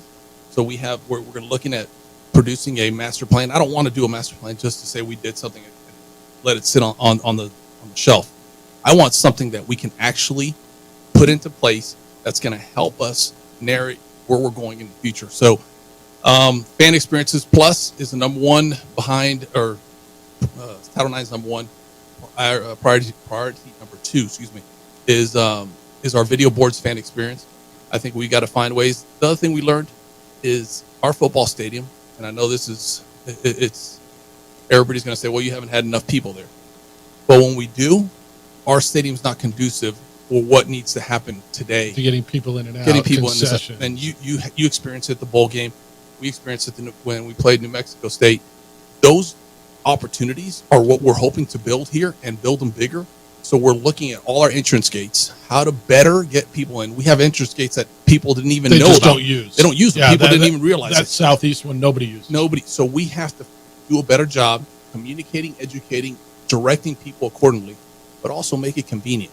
So we are looking at all those different aspects, trying to make it better. Am I tell you we're going to be perfect? Absolutely not. But I can tell you that is a number 1 priority when it comes to fan experience, is trying to improve their overall from the time they get out of their car to the time they leave. And I think everything piles into, the facilities. JJ, it's a great point you hit on. Because I hear it a lot as we look at bowl future, and I know you do as far as conference affiliation. I think everybody realizes in the next 2 years there's going to be another shift. Yep. What happens, and I don't know that it's going to be driven by Oregon State and Washington State, but it's going to involve them. And is that a merger, a reverse merger with the full Mountain West with those two? Is, there's some people that want to peel off whatever they consider the top of the Mountain West, right? And how you define that. But we get calls all the time.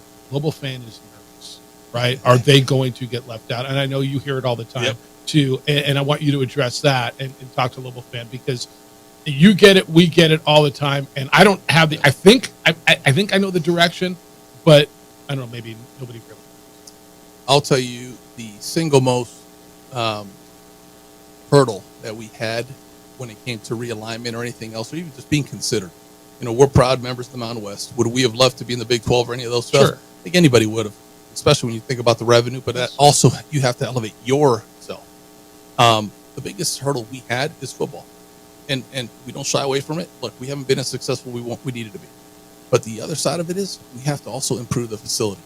I'm not trying to say I want to keep pushing money into a pit, but the reality is that if we want to be competitive, if we want to elevate all our programs, not just football, all our programs, it's going to have to be, we're going to have to continue to find ways to elevate football's facility, the football program.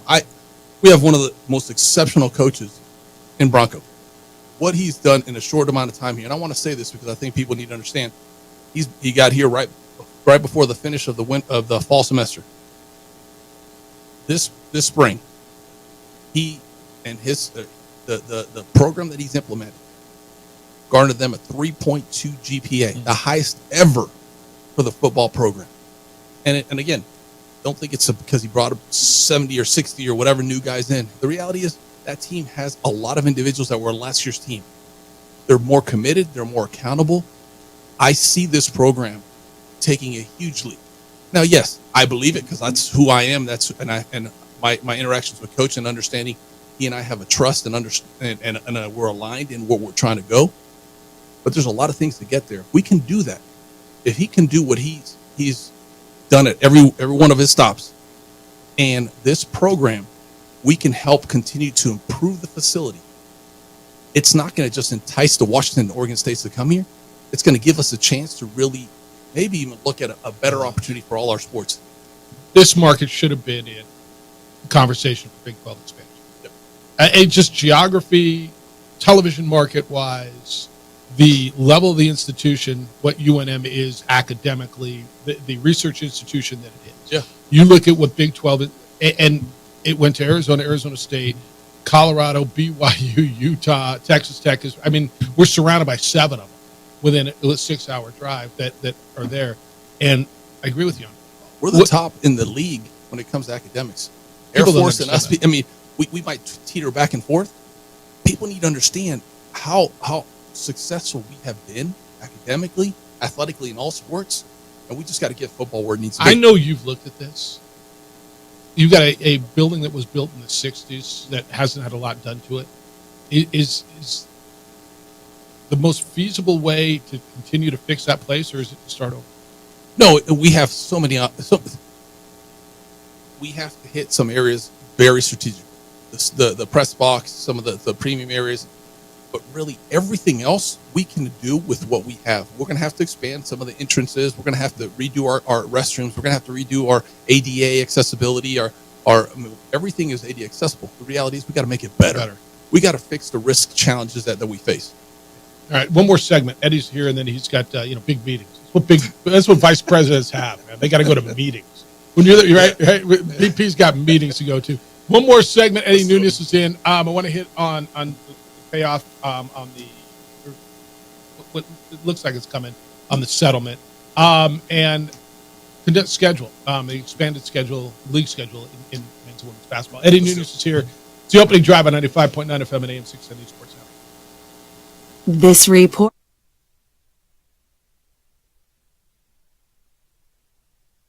We would like to thank the following sponsors for making this broadcast possible. Don't sacrifice quality and flavor when you're in a hurry.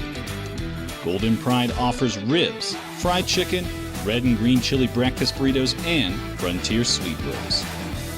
4 great locations, or visit us online at goldenprideabq.com.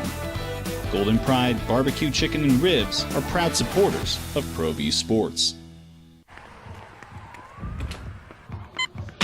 These are more than just the sounds of a safe place to go after school. These are the sounds of interest being ignited and of mentors making an impact. At Boys and Girls Clubs, we don't do just one thing. We do whatever it takes to meet the needs of every kid who comes through those doors. Because whatever it takes is what it takes to build great futures. Great futures start here.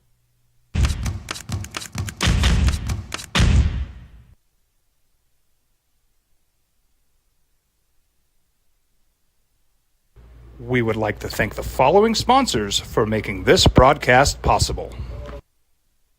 What's going on, Lobo Nation? Ja'Cory Krosky-Miller here. And I'm Devin Dampier. The Lobo football team's going through some changes, but we're here to stay. We'll put in the work on the field and in the weight room, but we'll need your help off the field. 505 Sports Venture is leading the charge in the NIL space. And you can be part of it. Try this shit better than all my intentions. Locked in shorty, you got my attention. See your baby, I get you the business. Touchdown and pay you a visit. Teenagers love a party, especially during prom and graduation season. Often, alcohol is involved. Some parents think that hosting a party with alcohol in their home will keep the kids safe, but it's wrong and it's illegal.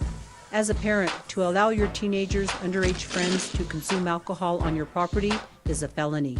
Parents who host lose the most. Don't be a party to teenage drinking. This is a program of the Drug Free Action Alliance. For more information, go to burnco.gov/do-not-host. Hi, my name is Daniel Chavez, and this is my business partner, David Chavez. We are the owners of Indeed Safety. Indeed Safety is a local safety consulting company helping our clients with their safety needs for their projects. One of the things we pride ourselves as a construction safety company is helping our men and women in construction get home safe every day to their families. Indeed Safety is a proud supporter of ProView Network.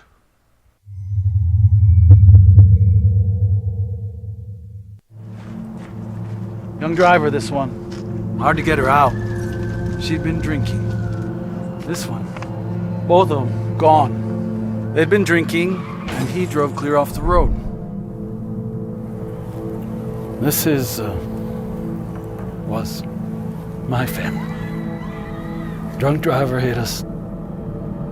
And my wife and our daughter, they didn't make it. I was born in New Mexico. I grew up on these streets. I got in trouble here, and I fought my way back in Murcia. I love New Mexico, especially the people. Now I'm using my training, tenacity, and energy to fight for you. I'm Adam Oki, lawyer, fighter, and New Mexican.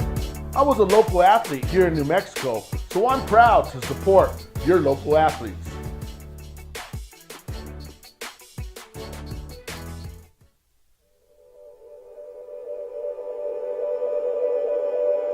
We aren't all born with the same opportunities.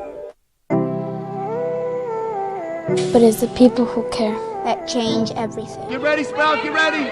My coach, my teacher, my older sisters, my grandma, my brother, my tutor, my dad, and my mom. As New Mexicans, it's up to all of us to do our part.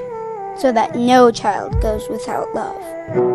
And no family has to do it all on their own. They're all our children. Every single person is called. Eddie Nunes is here, Vice President of Athletics. He's got big meetings coming up.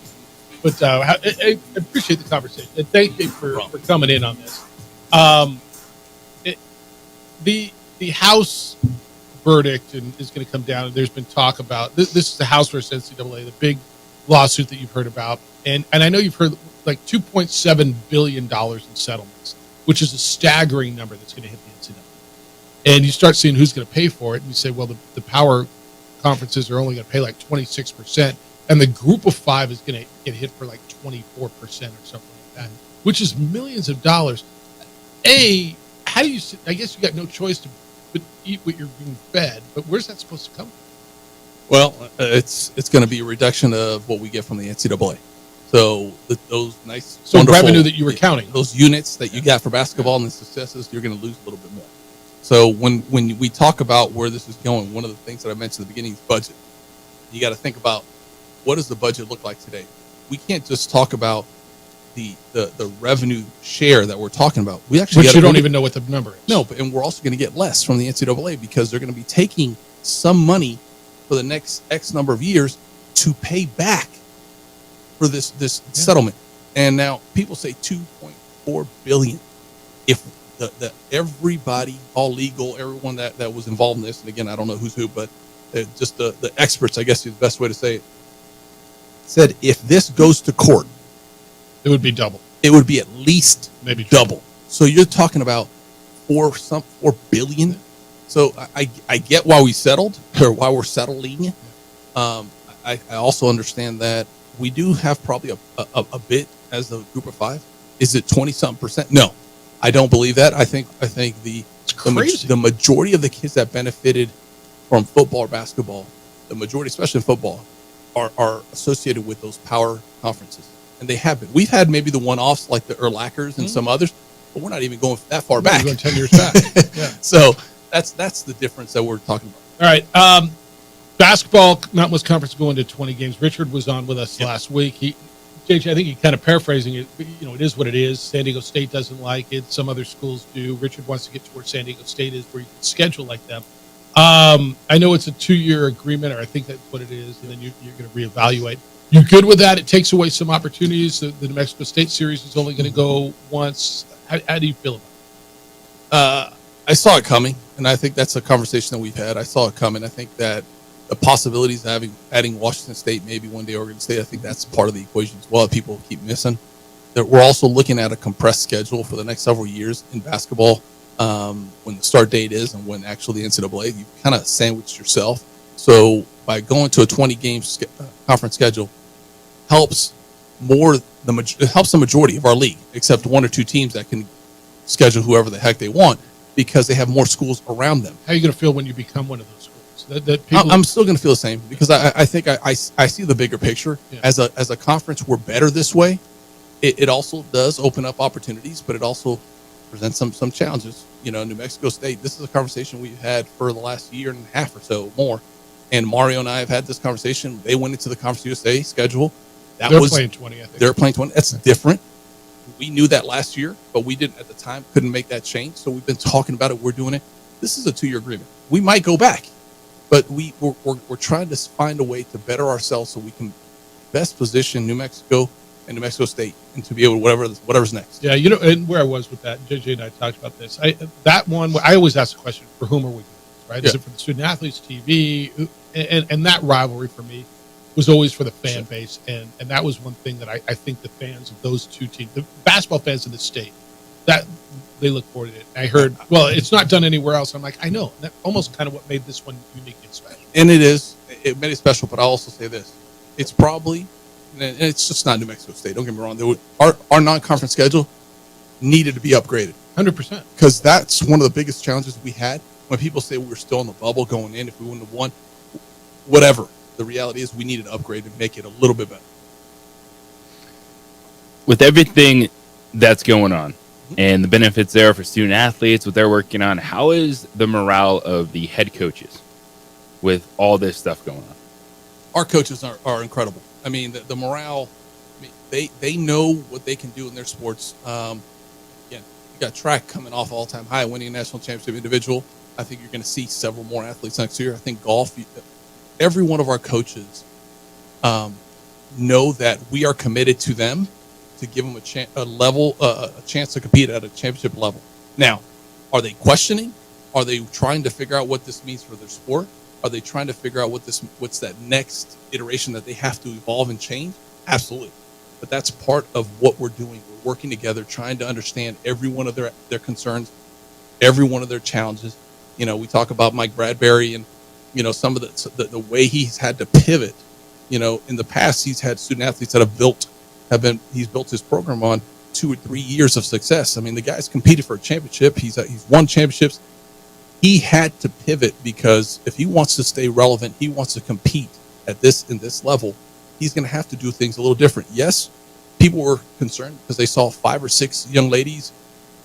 We never want to see any student athlete leave New Mexico. We want to see them graduate all the way through and through. But that's the life that we're living, unfortunately, right now in college athletics, that student athletes have that ability to change if they choose to change. And you know what? At some point, you have to understand it's different. I have to do things differently. So he and I and other coaches have worked together to try to make the best of it. I think you're going to see a great group of young ladies coming in to continue to represent this program the way they've always had. Can you just get JJ pronunciation chart? So I can't even do it. Mike brings them into me. I'm like, who? What? Got one on the text line. Says, could the non-majors, you guys, squeeze the big boys for more money from games we agree to in football? So instead of $1 million payout, agree together to play for a higher minimum. $3 million ? We're sacrificing ourselves for peanuts. Thanks, Eddie. You're doing a great job. I thank you for that, and I appreciate it. I'm trying to squeeze them as much as I can. I'm getting. You're saying, can you guys go collectively? Nope, we're not going to go get our asses. No, because then you got collective bargaining agreements. You got everything. People can say there's collusion. There's a lot of other things. Well, the more you get into those kind of things, the more attorneys will probably start wanting to sue us. But I'll tell you this: we're getting you guys don't win many of those. No, and we're getting $1.9 million from almost $2 million from Auburn. So everything that I'm asking for now is in that range. But I also want to make sure that we can compete.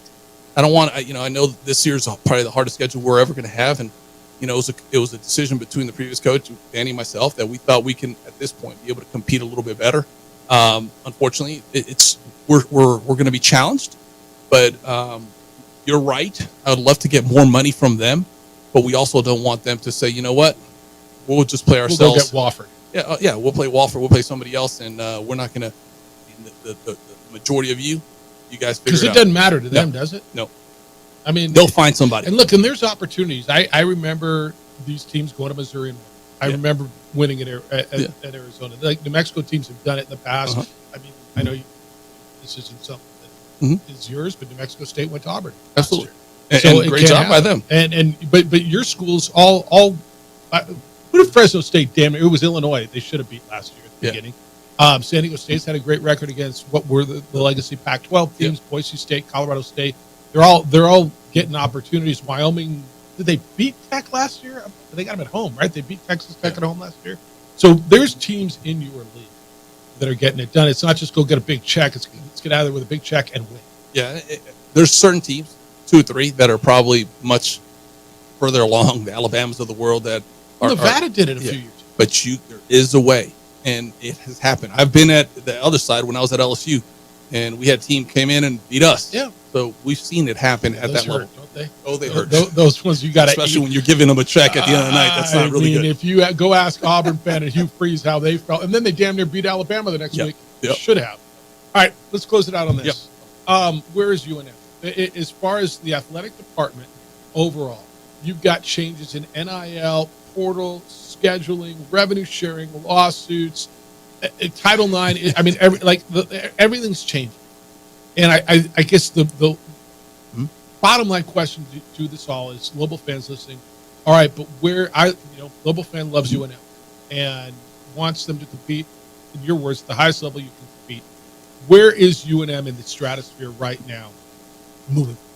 I would say be proud of where we are. The last 6 years, and again, I just associate with my time here, and not to say they hadn't had success previously or will after me. But the fact is we've had all-time highs in championships, all-time high academics, all-time high in fundraising, all-time high in trust. And a lot of it is because we have worked very consciously to work with this community, to build the trust, to build an opportunity to be successful. So I say that with this. It's a changing landscape. We are going to do everything we can. We're going to make some tough decisions like we had to do during COVID.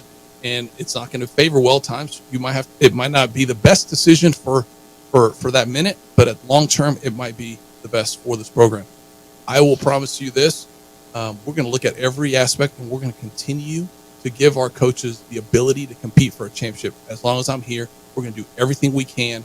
And I believe it. I believe it. Have trust. Lobos are not going anywhere. We're going to continue to compete. If it's for Mountain West championships, conference championships, wherever the conference may lead us in the future, or even nationally, we are going to put our best foot forward, and we need them now more than ever. We need our fans. We need our supporters. All right, Lobo Hobo, you sent it. I'll read it. He says, I don't want another dime wasted on that dump, Jeff. I want a new state-of-the-art stadium, even if that means selling University Stadium to United and having to lease it back from them for a season or 2 during construction. Yeah, that's not going to happen. I appreciate it. To build a new stadium is going to cost, and I think that's the fact. You're talking, millions upon millions, hundreds of millions. And for me, we have a great situation, and we're going to continue to put our best foot forward with it. It's available for us to be able to make it great. So let's go and do it. Go to your vice president meetings. No, I take off tomorrow. We got national meetings. Oh, he's got big national meetings. We got chairman meetings. No, we're in Vegas, which is horrible. Be nice and cool. I can't going to Vegas at this time of year. I got to go next month for 3 days. It'll be 118. Yeah, we've got meetings 2 days, so I'll be back. Hopefully quick. quick turn. Appreciate you spending some time in here. My pleasure. Thank you. And I appreciate you always being available for these sorts of things and answering the questions, even though we don't really have answers. But hopefully, Global Fan got a feel that I don't know. Maybe you're like me, more confused right now. We're working on it. We're working. Just know that we're working and we're putting our best foot forward. It's going to take some time. But thank you. He is the Vice President of Athletics at UNM, Eddie Nunez, and he was in studio for an hour here on the opening drive on 95.9 FM and AM 670 Sports Hour.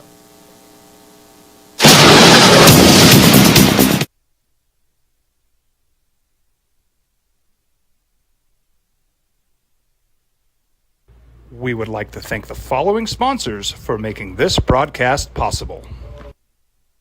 Hi, I'm Steve Stucker here for Dr. Robert Melendez and the Juliet Eye Institute. You may remember me like this, but no more. The glasses are gone. I tossed them months ago because of a brand new procedure from Dr. Melendez known as RLE, Refractive Lens Exchange. The latest technology, the best eyesight I've ever had in my life, and you can check it out by clicking on the link in the description right here.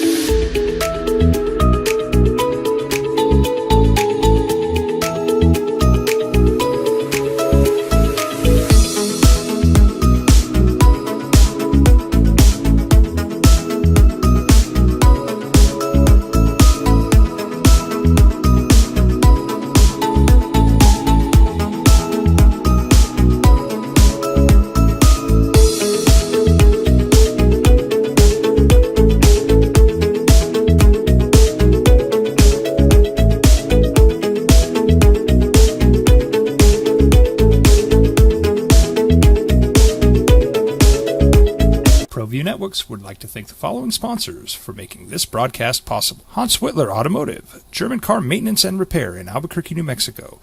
Call 505-294-7684 or visit HansWhitlerAuto.com.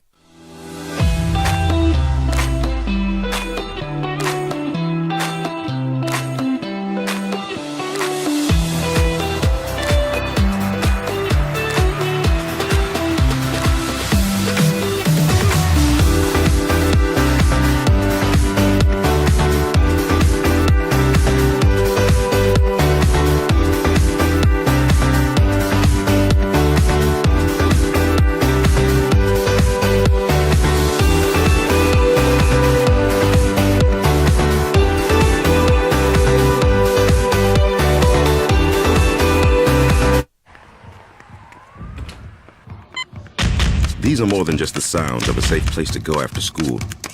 These are the sounds of interest being ignited and of mentors making an impact.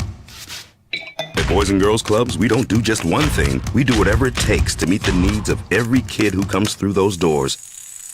Because whatever it takes is what it takes to build great futures. Great futures start here. We would like to thank the following sponsors for making this broadcast possible. Evergard Roofing and Solar. For nearly 20 years, Evergard Roofing and Solar has been working with New Mexicans to enhance their homes and businesses. For all your roofing and solar needs in New Mexico, call 505-821-9543.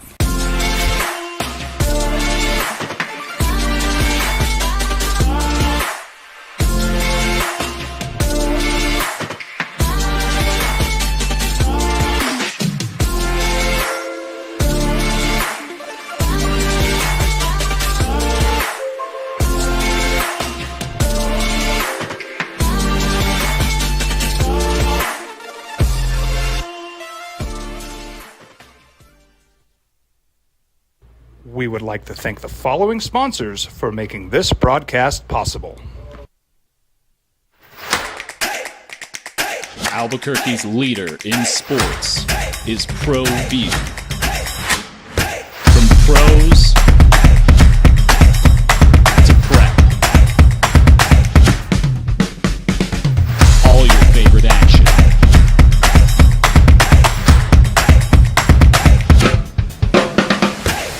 All your favorite talk shows.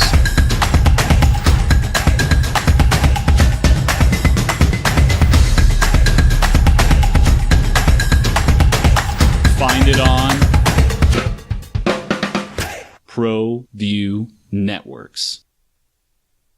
If you're drunk, blasted, intoxicated, ripped, plastered, taint, destroyed, bruh. If you're like this, you shouldn't be driving.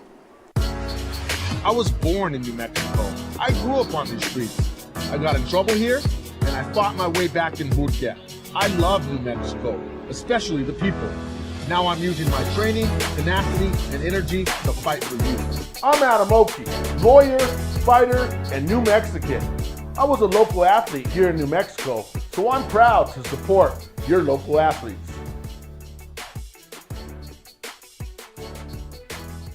What's going on, Lobo Nation? Ja'Cory Krosky-Miller here. And I'm Devin Dampier. The Lobo football team is going through some changes, but we're here to stay. We'll put in the work on the field and in the weight room, but we'll need your help off the field. 505 Sports Venture is leading the charge in the NIL space. And you can be part of it. Try this shit better than all my intentions. Locked in shorty, you got my attention. CEO, baby, I give you the business. Touchdown and pay you a visit.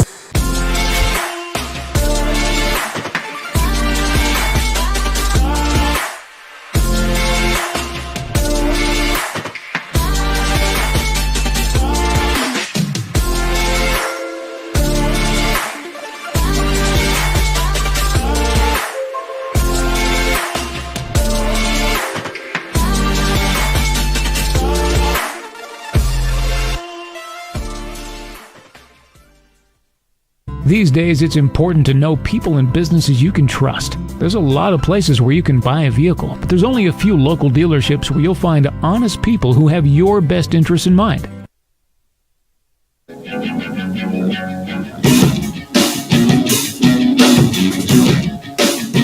Well, there was a lot in there. Hope you enjoyed that. Hope you got something out of it.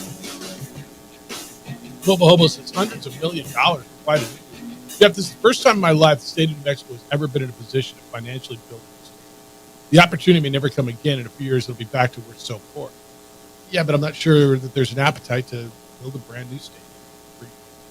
Hundreds of millions of dollars. Now, United's going to get money from the state for their stadium. You're like, wait, Jeff, I heard there was no city money. You're right. But there will be state money that'll go in.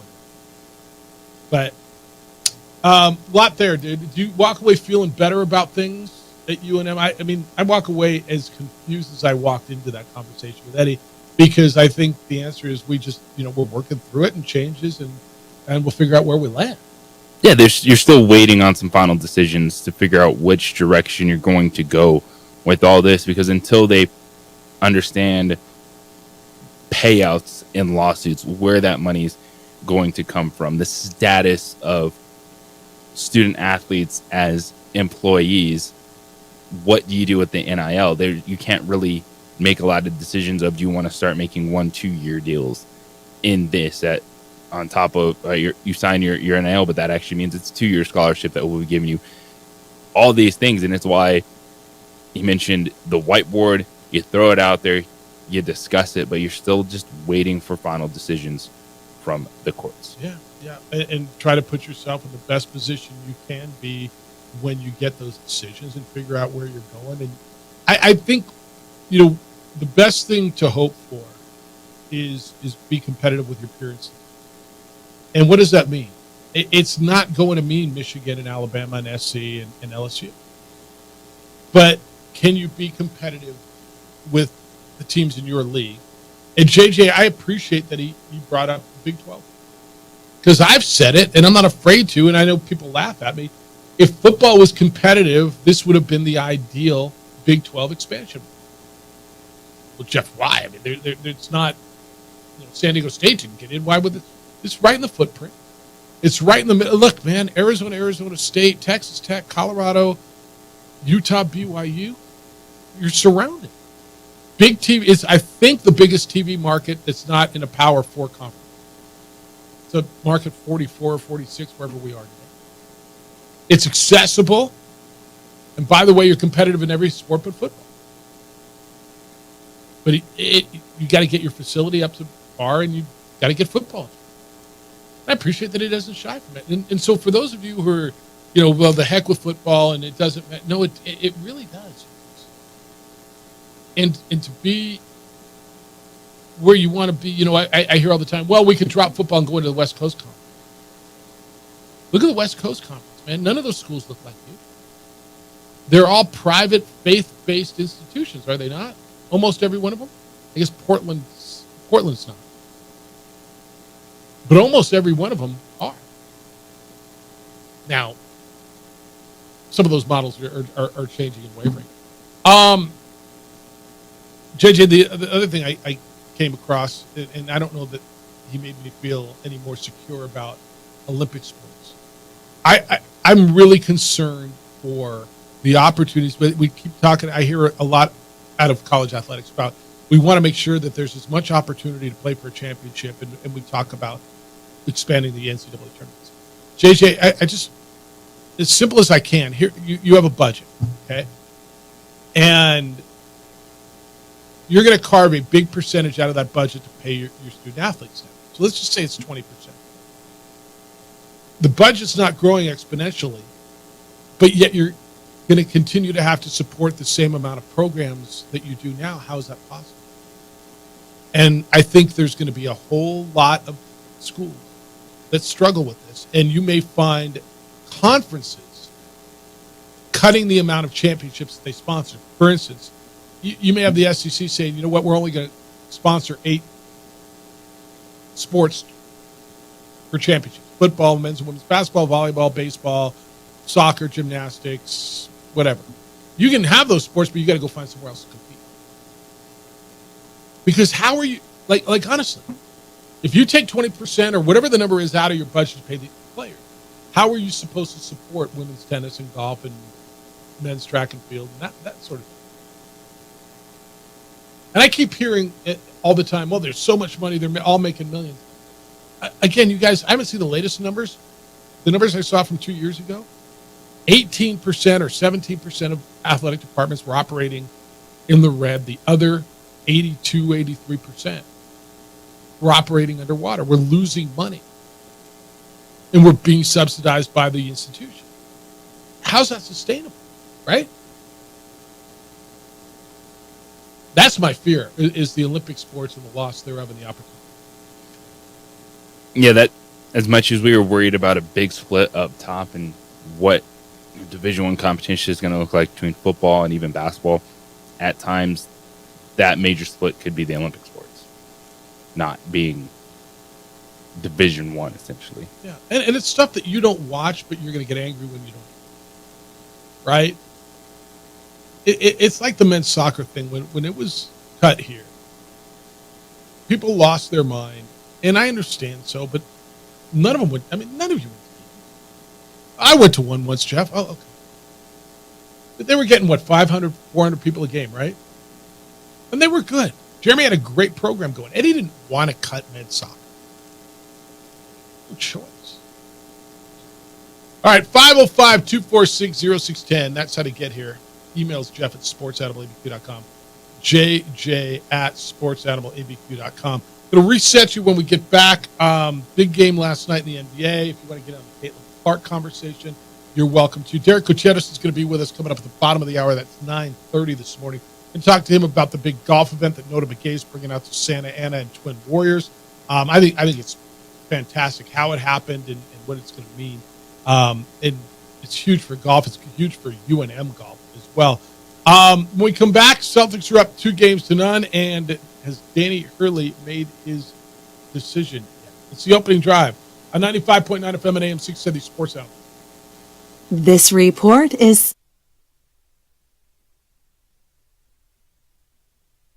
We would like to thank the following sponsors for making this broadcast possible.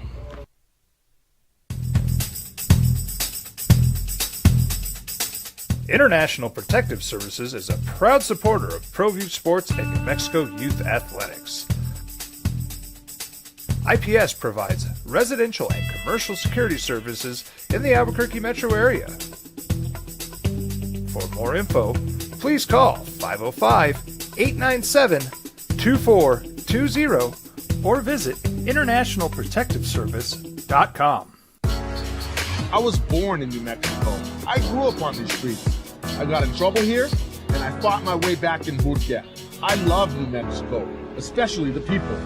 Now I'm using my training, tenacity, and energy to fight for you. I'm Adam Oki, lawyer, fighter, and New Mexican. I was a local athlete here in New Mexico, so I'm proud to support your local athletes.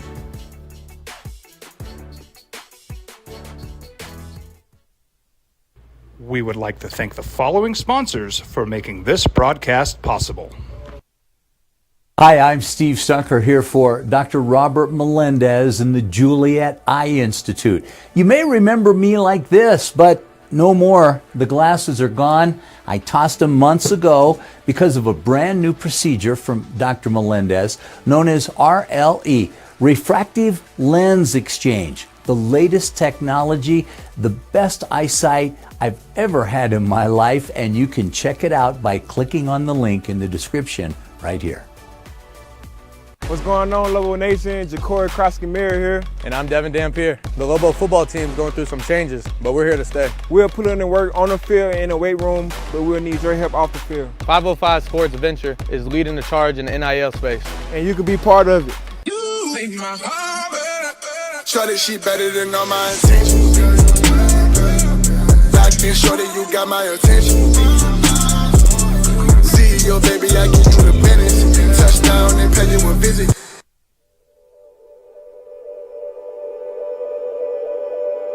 We aren't all born with the same opportunities.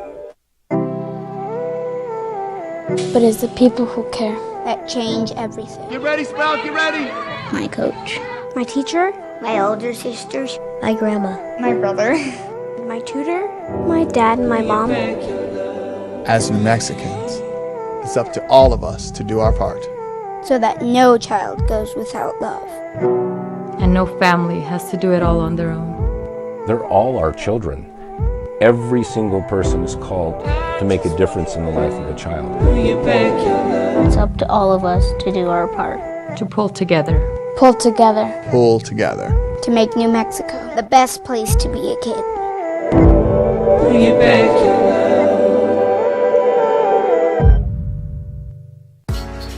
I was born in New Mexico. I grew up on these streets. I got in trouble here, and I fought my way back in Burquia. I love New Mexico, especially the people.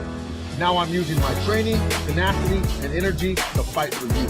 I'm Adam Oki, lawyer, fighter, and New Mexican. I was a local athlete here in New Mexico, so I'm proud to support your local athletes.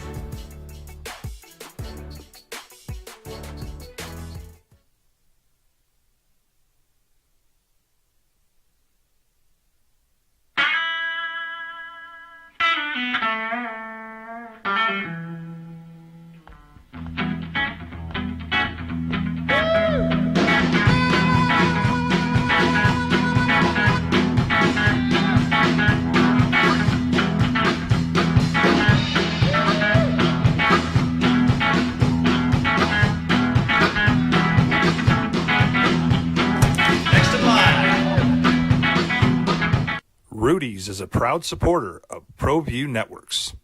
Hi, my name is Daniel Chavez, and this is my business partner, David Chavez. We are the owners of Indeed Safety. Indeed Safety is a local safety consulting company helping our clients with their safety needs for their projects. One of the things we pride ourselves as a construction safety company is helping our men and women in construction get home safe every day to their families. Indeed Safety is a proud supporter of ProView Network.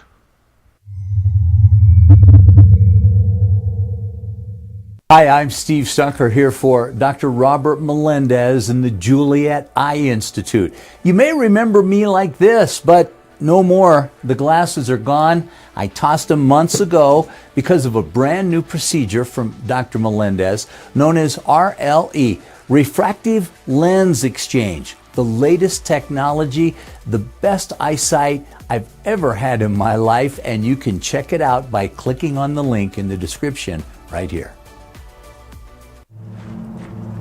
Young driver, this one. Hard to get her out. She'd been drinking. This one. Both of them gone. They'd been drinking, and he drove clear off the road. This was my family. Drunk driver hit us, and my wife and our daughter, they didn't make it. Don't sacrifice quality and flavor when you're in a hurry. Golden Pride offers ribs, fried chicken, red and green chili breakfast burritos, and Frontier sweet rolls. 4 great locations, or visit us online at goldenprideabq.com. Golden Pride Barbecue Chicken and Ribs are proud supporters of ProView Sports. Well, I'm going to the Frontier, walk up to the cashier, order up a root beer and a number 1. Cover it with green stuff, 1 scoop is not enough. Find a booth is real tough, back by the Duke. Meet my family, meet my friends in the quirkiest restaurant I have ever been. All of Albuquerque's favorite spot, it's the Frontier Restaurant. The Frontier Restaurant is a proud supporter of ProView Networks. Teenagers love a party, especially during prom and graduation season. Often, alcohol is involved. Some parents think that hosting a party with alcohol in their home will keep the kids safe, but it's wrong and it's illegal. As a parent, to allow your teenagers' underage friends to consume alcohol on your property is a felony. Parents who host lose the most. Don't be a party to teenage drinking. This is a program of the Drug Free Action Alliance. For more information, go to burnco.gov/do-not-host.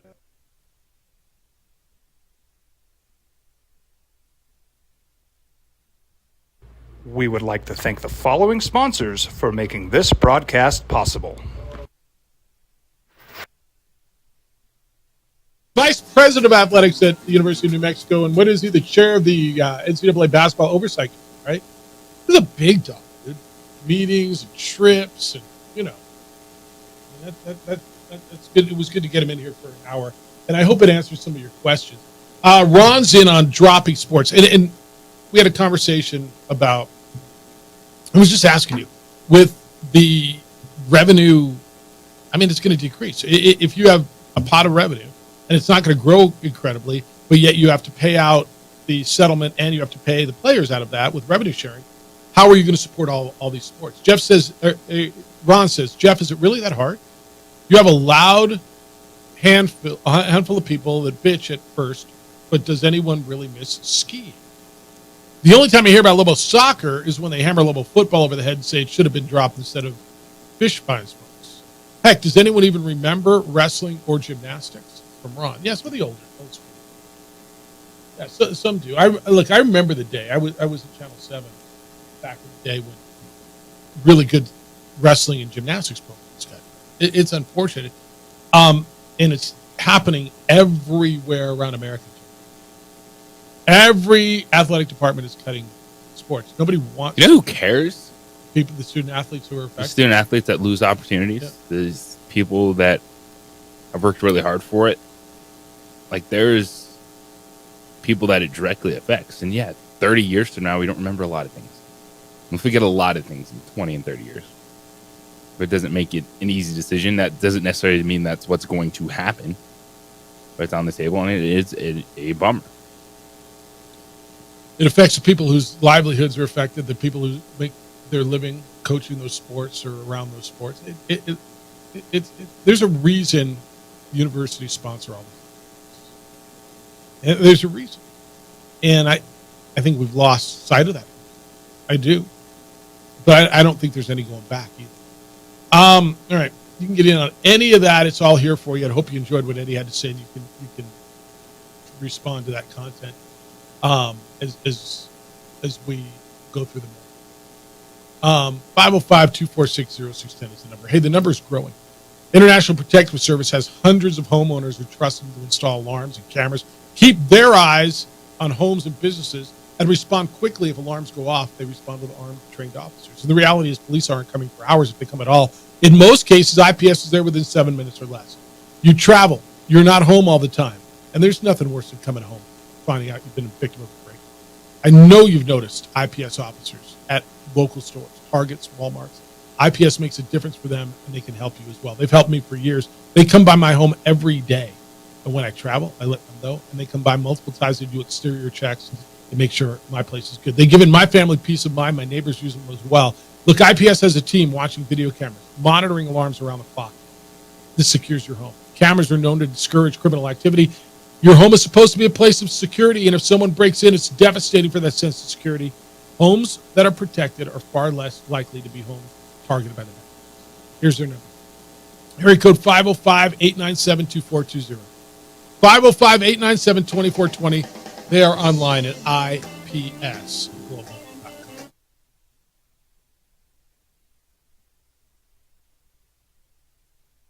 About the big golf event, big collegiate golf event that Nota Begay and Derek announced last week out of Twin Warriors at 30. When we come back, have the Celtics win last night, have the Mavericks lose, and more on Caitlin.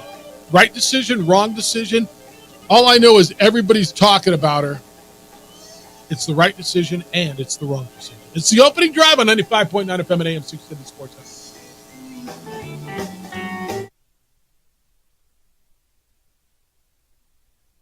We would like to thank the following sponsors for making this broadcast possible. What's going on, Lobo Nation? Ja'Cory Krosky-Mir here. And I'm Devin Dampier. The Lobo football team's going through some changes, but we're here to stay. We'll put in the work on the field and in the weight room, but we'll need your help off the field. 505 Sports Venture is leading the charge in the NIL space.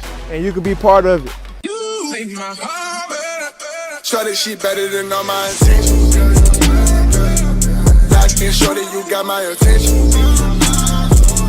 CEO, baby, I get you the business. Touchdown and pay you a visit. Albuquerque's leader in sports is ProView. From pros to prep, all your favorite action.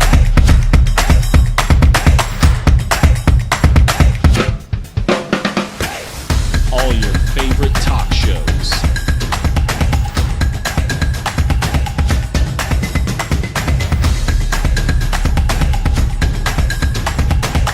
Find it on ProView Networks.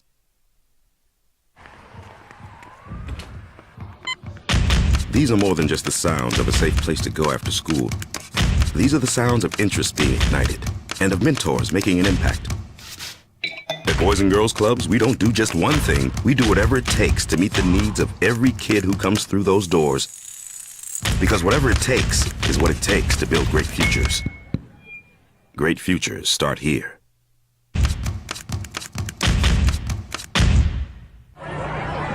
Hey, look! It's Dwight Goodman! Boom! This place is hot. Let's see if anyone needs my help. How about I drive you madman home, huh? I got this, Dwight. I'm the designated driver. Boom. Sweet.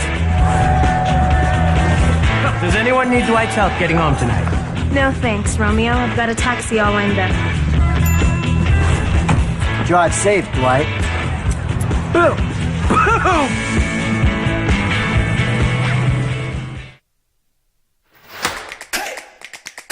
Albuquerque's leader in sports is ProView. From pros to prep, all your favorite action.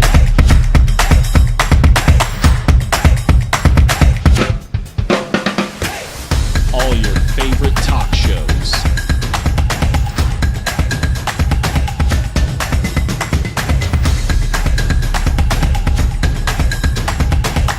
Find it on ProView Networks. These days, it's important to know people and businesses you can trust. There's a lot of places where you can buy a vehicle, but there's only a few local dealerships where you'll find honest people who have your best interests in mind.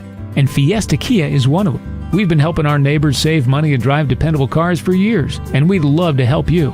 With new Kias arriving daily, you'll love our selection and the peace of mind you'll get driving a Kia from Fiesta. So stop by and see us today at Fiesta Kia on Lomas, or just start driving now at fiestakia.com.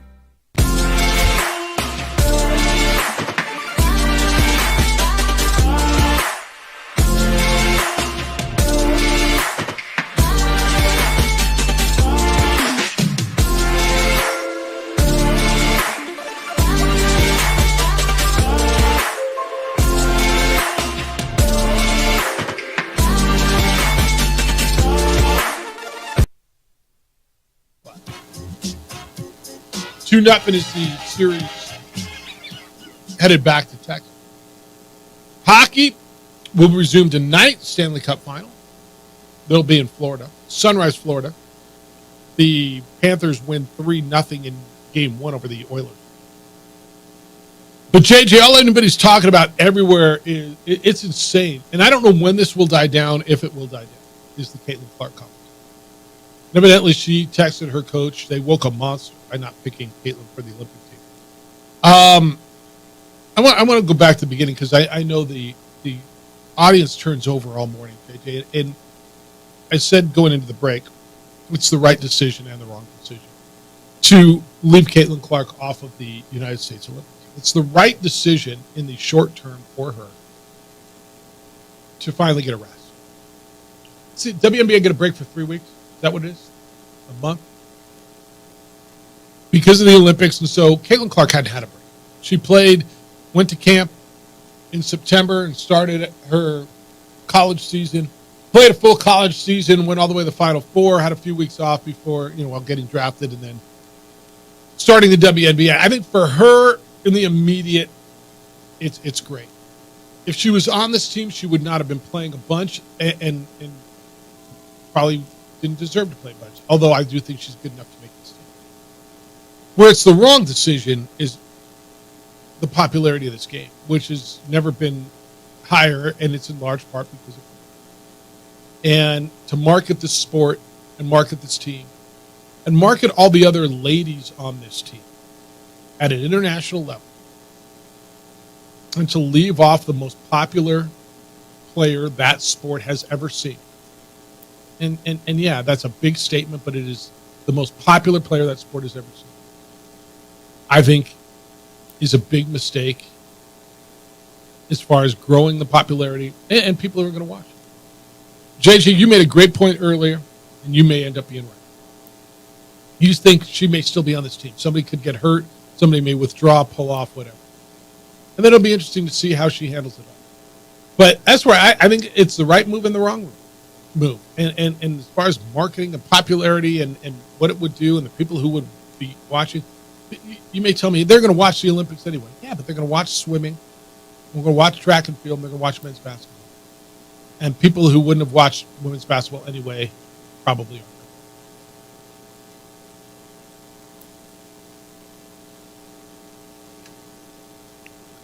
I'm one that I don't think a decision should be made just based on ratings or just based on, well, it might upset someone if she's on the team. Like, I don't think I should factor in at all. It's, are you good enough to be on this team or not to help them win a gold medal? Answer that question is yes.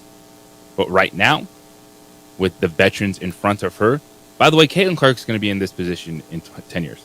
There's going to be a young player that's just as good, if not better, than Caitlin Clark. Yep. And then are we going to be screaming that Caitlin Clark needs to be kicked off the team for that young player? Probably. But this isn't a situation I'm looking at it that they're doing this just to spite Caitlin Clark. And I think when it's all said and done, the summer, the games to be played, this is not the final roster. They don't have to submit that until July. She winds up on the Olympic team. If she winds up on the Olympic team and doesn't play, you think people lose their mind? The Caitlin Clark fans go, why isn't she playing? I'm watching the game and she's only playing 6 minutes. Why isn't she playing? She's only playing in blowouts. Because Christine Brennan, who used to write for USA Today and is a really respected journalist, said that one of the reasons and one of the main reasons they kept her off the team is because she wouldn't play much on this team. And they were fearing the backlash of her fans and talk radio and social media. Then what would happen if she wasn't playing a lot on this team? And my thought is, if that's why you made the decision, that's the worst decision. That's the worst reason of all, the league. You disagree with that? No, I said that. Yeah, but if it shouldn't be either way. It shouldn't be about ratings. It shouldn't be about worried that someone's feelings is going to be upset. It's the best players to win, regardless. Wayne, good morning. You're on the Sports Animal. Hello, Wayne. Hey guys. I think it's a lose-lose with Caitlin Clark because I think they should put her on the team because of the notoriety and stuff. But I think they shouldn't put her on the team because the fact that there's not a lot of respect for her right now, and it's going to be weird to see how they would treat her on an Olympic team where they have to be against other countries. I don't think they would even have her back against other countries, which is kind of sad to say, but I really see that. So I think it's a good choice that they don't put her on there, because I don't see them really advocating for her or really helping her out develop. I think she needs to kind of, unfortunately, start earning these guys respect. I don't see that it could really ever happen anytime soon, because I don't think it has anything to do with her gameplay. It has a lot to do with cultural stuff and a lot of other things involved with that. But I think it's a good decision that she's not, but not for the same reasons that you do. I think it's because the fact that there may not be the same respect or having her back as other athletes when they go and play against other countries. And that's sad to say, but I 100% think that she's not going to get the respect from the other countries, and then, of course, from her own teammates. You see that even in the games, like her own teammates now, when someone checks her, they just watch it. And I don't see that. I see that same thing happening when it comes to playing against other countries. And I don't think as USA fans we want to see that. So I think it's smart for them not to put her on, but for the completely different reasons that you think they are. But that's a great call. I said chime in on that. Yeah, no, thank you. So I don't know that I disagree with you. I mean, does she have the respect of her team? Would that disrupt the team chemistry to put her on? Just whether she can be the best player in the world or not, and she's not. But just to put her on for the reasons that everybody's screaming, how would everybody else on that team feel, and how would team chemistry be, and how would she be treated? I think there's an aspect of that. I don't know what the answer is, but what Wayne's saying, I don't know that it's completely off. That, they don't have her back, they don't respect her, they don't like her. I don't know if they do or they don't. And if you don't like her, I'll ask you again, what has she done to not like you? And part of that too is if she makes the team, that's what training camp is about. Like going in there. Yeah, but she couldn't go. There'll be a couple the practice before the Olympics. Okay. Oh, you're not the tryout camp. Yeah. Is going through the paces and being pushed by some of those other veterans and trying to earn their respect there. And that goes for anyone, Caitlin Clark or someone else, that a young player going into that situation, there's always going to be, all right, we're going to put him through the ringer. I've thought of it a little bit in the terms of what Wayne said, but not completely. I think there's something to that. What about everybody else? This is a tough decision. And I know a lot of people think it's a no-brainer for USA Basketball. You put her on the damn team. She's the most popular player that sport has ever seen. Period. I tell you the best. I told you the most popular.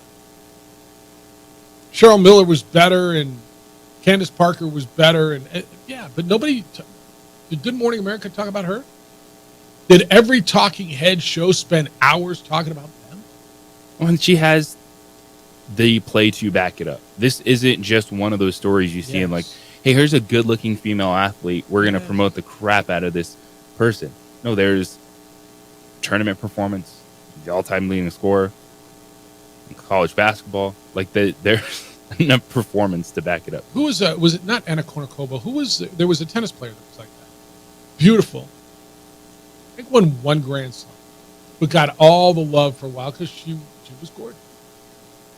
And got all the love and it worked. No, to your point, this young lady is killing it.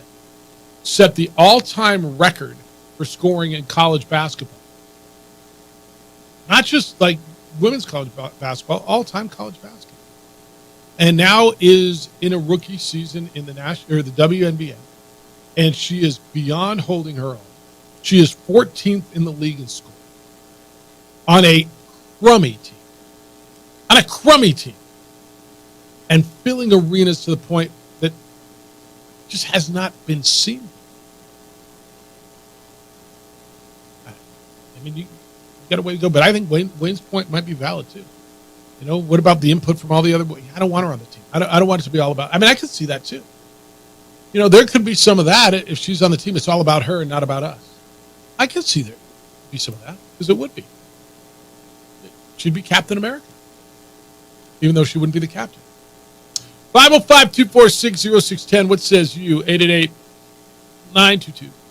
0610. Emails Jeff at sportsanimalabq.com, JJ at sportsanimalabq.com. They're coming in as well. We're going to talk a little golf with Derek Gutierrez at the bottom of the hour about the big golf event that's coming out to Twin Warriors. We come back, big weekend locally, and a big win for New Mexico United as they get set to go to Cali this week for their U.S. Open Cup quarterfinals. It's the opening drive on 95.9 FM and AM 630 Sports Animal. The Jim Rome Show. You know,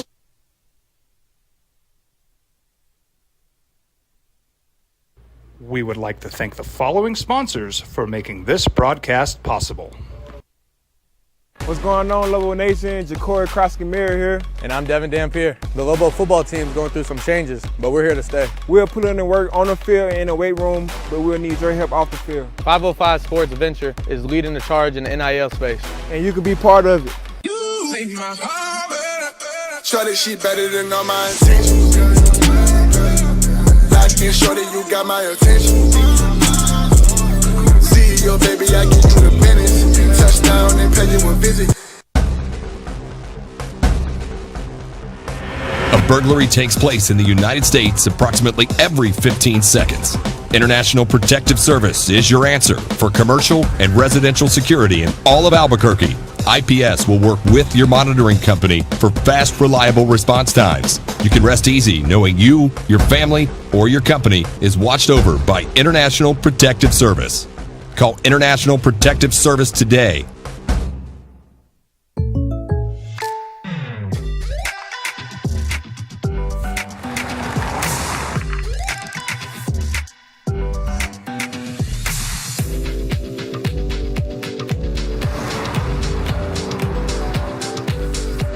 For your surprisingly great rates, contact your local State Farm agent today.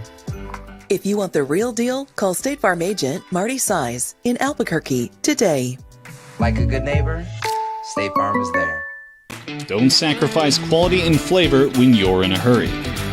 Golden Pride offers ribs, fried chicken, red and green chili breakfast burritos, and Frontier sweet rolls.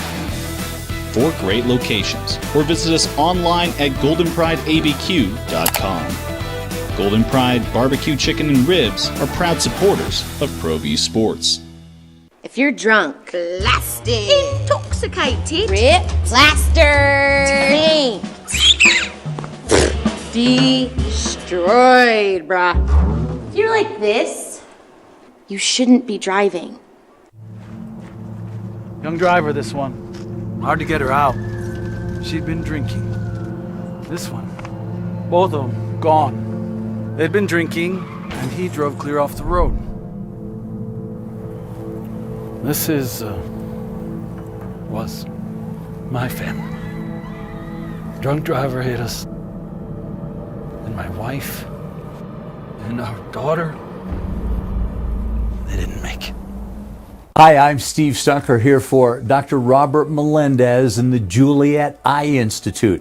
You may remember me like this, but no more. The glasses are gone. I tossed them months ago because of a brand new procedure from Dr. Melendez known as RLE, Refractive Lens Exchange. The latest technology, the best eyesight I've ever had in my life, and you can check it out by clicking on the link in the description right here. Hi, my name is Daniel Chavez, and this is my business partner, David Chavez. We are the owners of Indeed Safety. Indeed Safety is a local safety consulting company helping our clients with their safety needs for their projects. One of the things we pride ourselves as a construction safety company is helping our men and women in construction get home safe every day to their families. Indeed Safety is a proud supporter of ProView Network.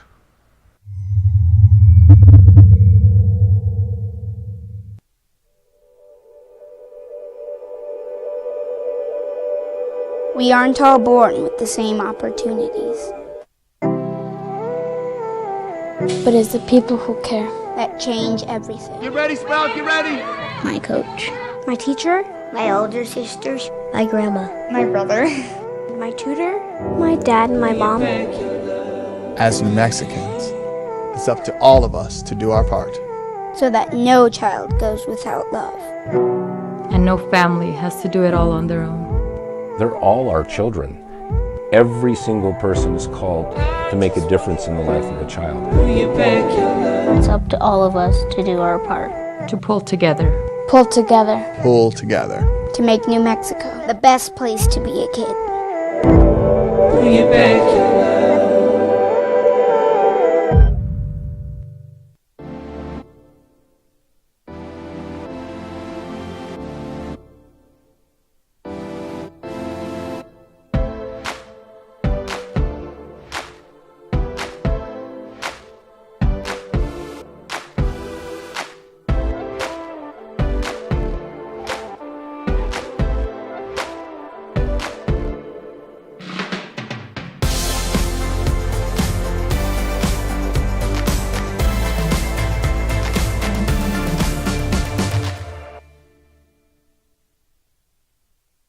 We would like to thank the following sponsors for making this broadcast possible.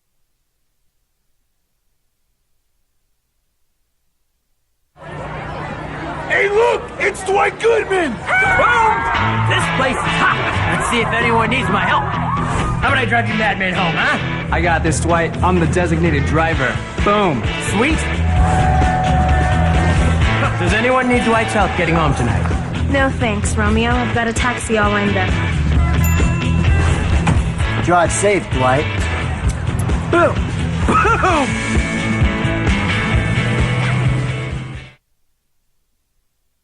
We would like to thank the following sponsors for making this broadcast possible.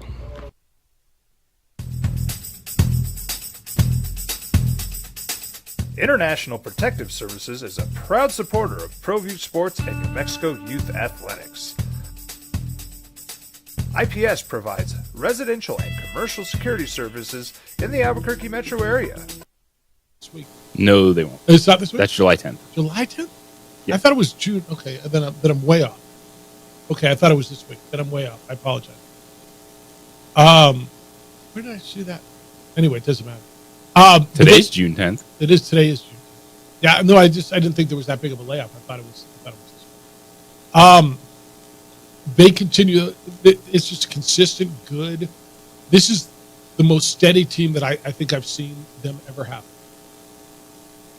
Most complete, good goaltending, good defense, top to bottom. Yeah, they've got strikers. I mean, this is your game way more than mine, but I'm impressed every time I watch it. And that was kind of just the next step you're looking for is consistency overall, and they're hitting that. And halfway through the season, you got a big Open Cup game coming up in a month, and we'll see how it plays out. Because this is the thing, you want consistency day in and day out. You're top of the table, and you're not going to be looking over your shoulder the last month of the season. Go, man, I hope we get some help here. Are we going to make playoffs? No, this team is going to go in with major expectations. Yeah, and who knows? I mean, by the end of the season, maybe at the top of the table and huge expectations. So that was good. If you're out there, I want to get you in on that. Jack says, boy, I sure hope our guy Nota Begay has thought this through, or at least has deep pockets, because hotel rooms during Fiesta are going to be $500 a night. Yeah, they're going to be expensive. I'm sure they've worked their way through that. But yeah. The Nota Begay, this big golf event that's coming out to Santa Ana and Twin Warriors, is going to be during Balloon Fiesta, and it's New Mexico, New Mexico State. Texas and Stanford in a match play, and it's going to be on Golf Channel. I think Texas and Stanford can afford hotel rooms. That's probably. Gopher wants to talk about the Belmont. Jeff, there's a reason Saratoga is the graveyard of champs. Its Derby and Preakness winners are way back, and your winner paid nearly $50. So I saw the Belmont. It was good. Did you finish your homework assignment, Jeffy, and live it up, or was it too hot, too rainy, something a Popejoy couldn't find on TV, etc.? Joy, I'll tell you honestly, I flipped over to the CW to watch Live this week. I just wanted to take a look. And on DirecTV, I still, whatever the deal is with Nexstar, I do not have the CW. Like, I still don't freaking, well, Jeff, you can get, I don't have Rabbit here. I don't. And it wasn't that worth it for me to go and find some other alternative. You know who won the Live Golf event this weekend?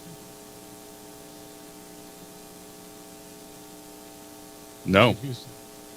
Nor do I.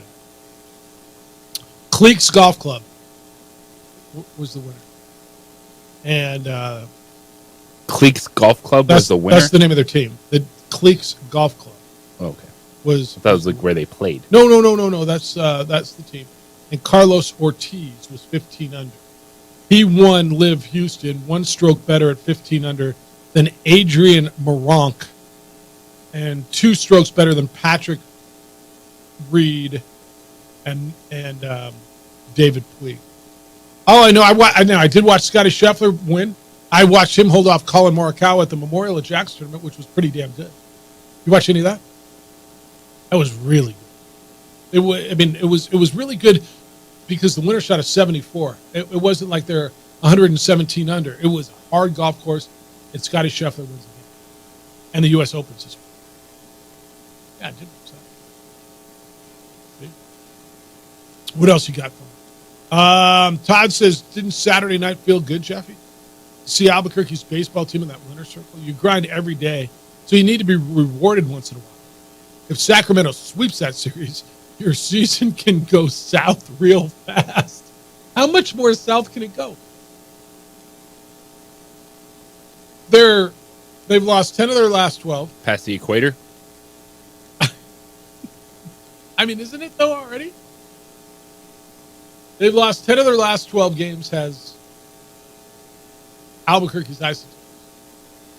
They are 23 games back. They're 18-45. Their run differential is minus 157. JJ, that's 100 runs worse than the next worst run differential in the PCL.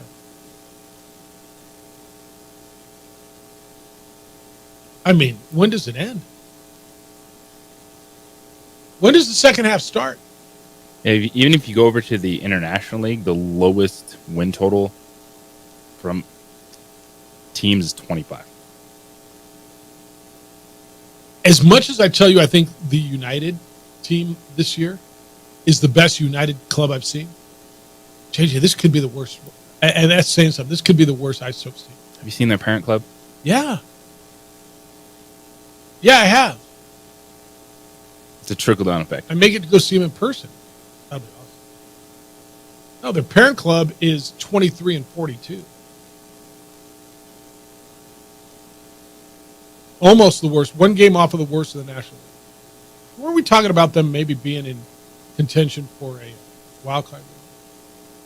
You laughed at me, as you should. They're 8.5 games down. Not a chance, right? No. Yeah, they went like on a 4-game winning streak. They're like, oh, looky here. By the way, they have the worst run differential in the National, minus 102. Second worst in Major League Baseball. There is one team worse. I mean, the White Sox are worse. White Sox are worse. Did you catch any of the Dodger-Yankee series over the weekend? Pretty good. Really good. Everyone's keeping their fingers crossed. World Series preview. It would be really good. Save baseball. Would it save the game of baseball? I mean, I don't even know what that means. You know what it means? No. You know what it means? What does it mean? Get people to care about baseball. I don't know, man. I found myself watching. I missed the first 7 minutes of the third quarter of the finals last night, watching the Dodgers. You don't count. How come I don't count? You're the dude that watches golf. Like, that's not a major tournament. Yeah. You're like baseball. You're like a dying breed now. So who are we trying to capture if they're all dying? Everyone that's screaming about the NBA Finals and Caitlin Clark this morning. Well, that's everybody. Exactly. So I'm part of that, no? You're not. What'd you watch? Yesterday? Yeah. Did you not watch any of the baseball? I watched the Formula One. Okay. Montreal Grand Prix. Yeah, that was good. And played Halo with my son. Oh, fair enough. Did he beat you? No. We play online together. It's fun. You're like, a little bit of time. You're like, have some fun on a Sunday. Yeah. After golf class, you know. Do you know the name Wick Grosbeck? Ooh, let's play that game, Jeff. What is he? Give me some options. All right, Wick Grosbeck is the tennis player who lost the semifinals of the French Open. Is the defenseman for the Edmonton Oilers. Is the owner of the Boston Celtics, or is the guy who made the unbelievable over-the-shoulder catch for the Clemson baseball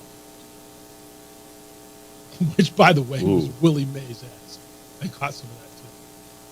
Who is it?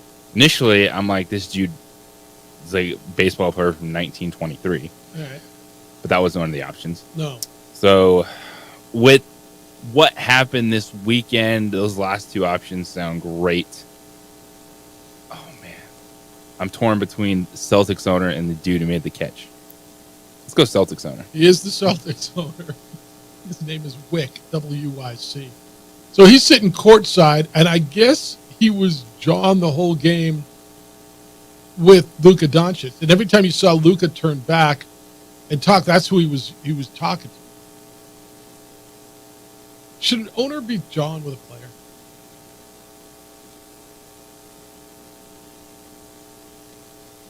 My answer I want to say no. Yeah, my answer. Like, I think your owner should just be excited, like Steve Ballmer, right? And Mark Cuban, enjoying it, but that seems a bit much. I want to get into this. We come back. Derek Gutierrez is going to be with us, director of golf over at the San Diego Golf Club. He is like a big dog of the PGA of America. I think he's like secretary or something like that. Like big. But there's a gigantic golf event coming to his place. Him and Nota Begay put this together. And I want to let you know what it's all about, why this is so big, and it's next. And it's the opening drive on 9. Oh, and maybe we'll ask a little about this. It's the opening drive on 95.9 FM and AM 610, the Sports Sound. Telling.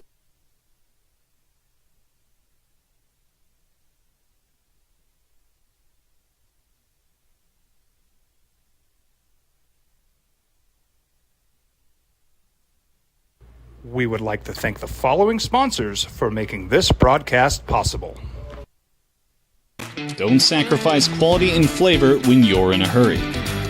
Golden Pride offers ribs, fried chicken, red and green chili breakfast burritos, and Frontier Sweet Rolls. 4 great locations, or visit us online at goldenprideabq.com. Golden Pride Barbecue Chicken and Ribs are proud supporters of ProView Sports.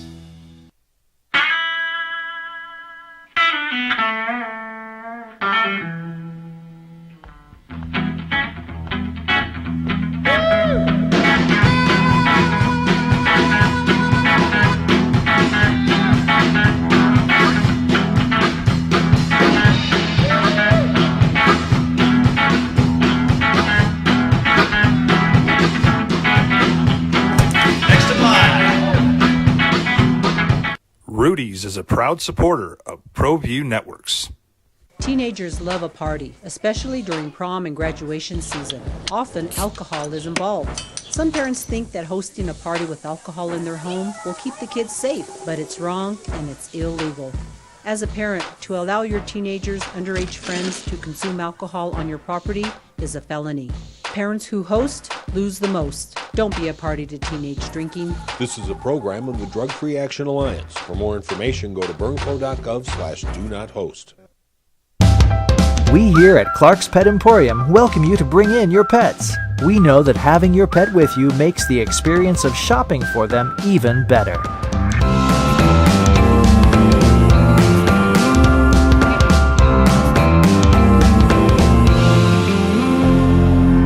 And we welcome you to bring your kids also. Clark's Pet Emporium, your pet's second best friend. We would like to thank the following sponsors for making this broadcast possible.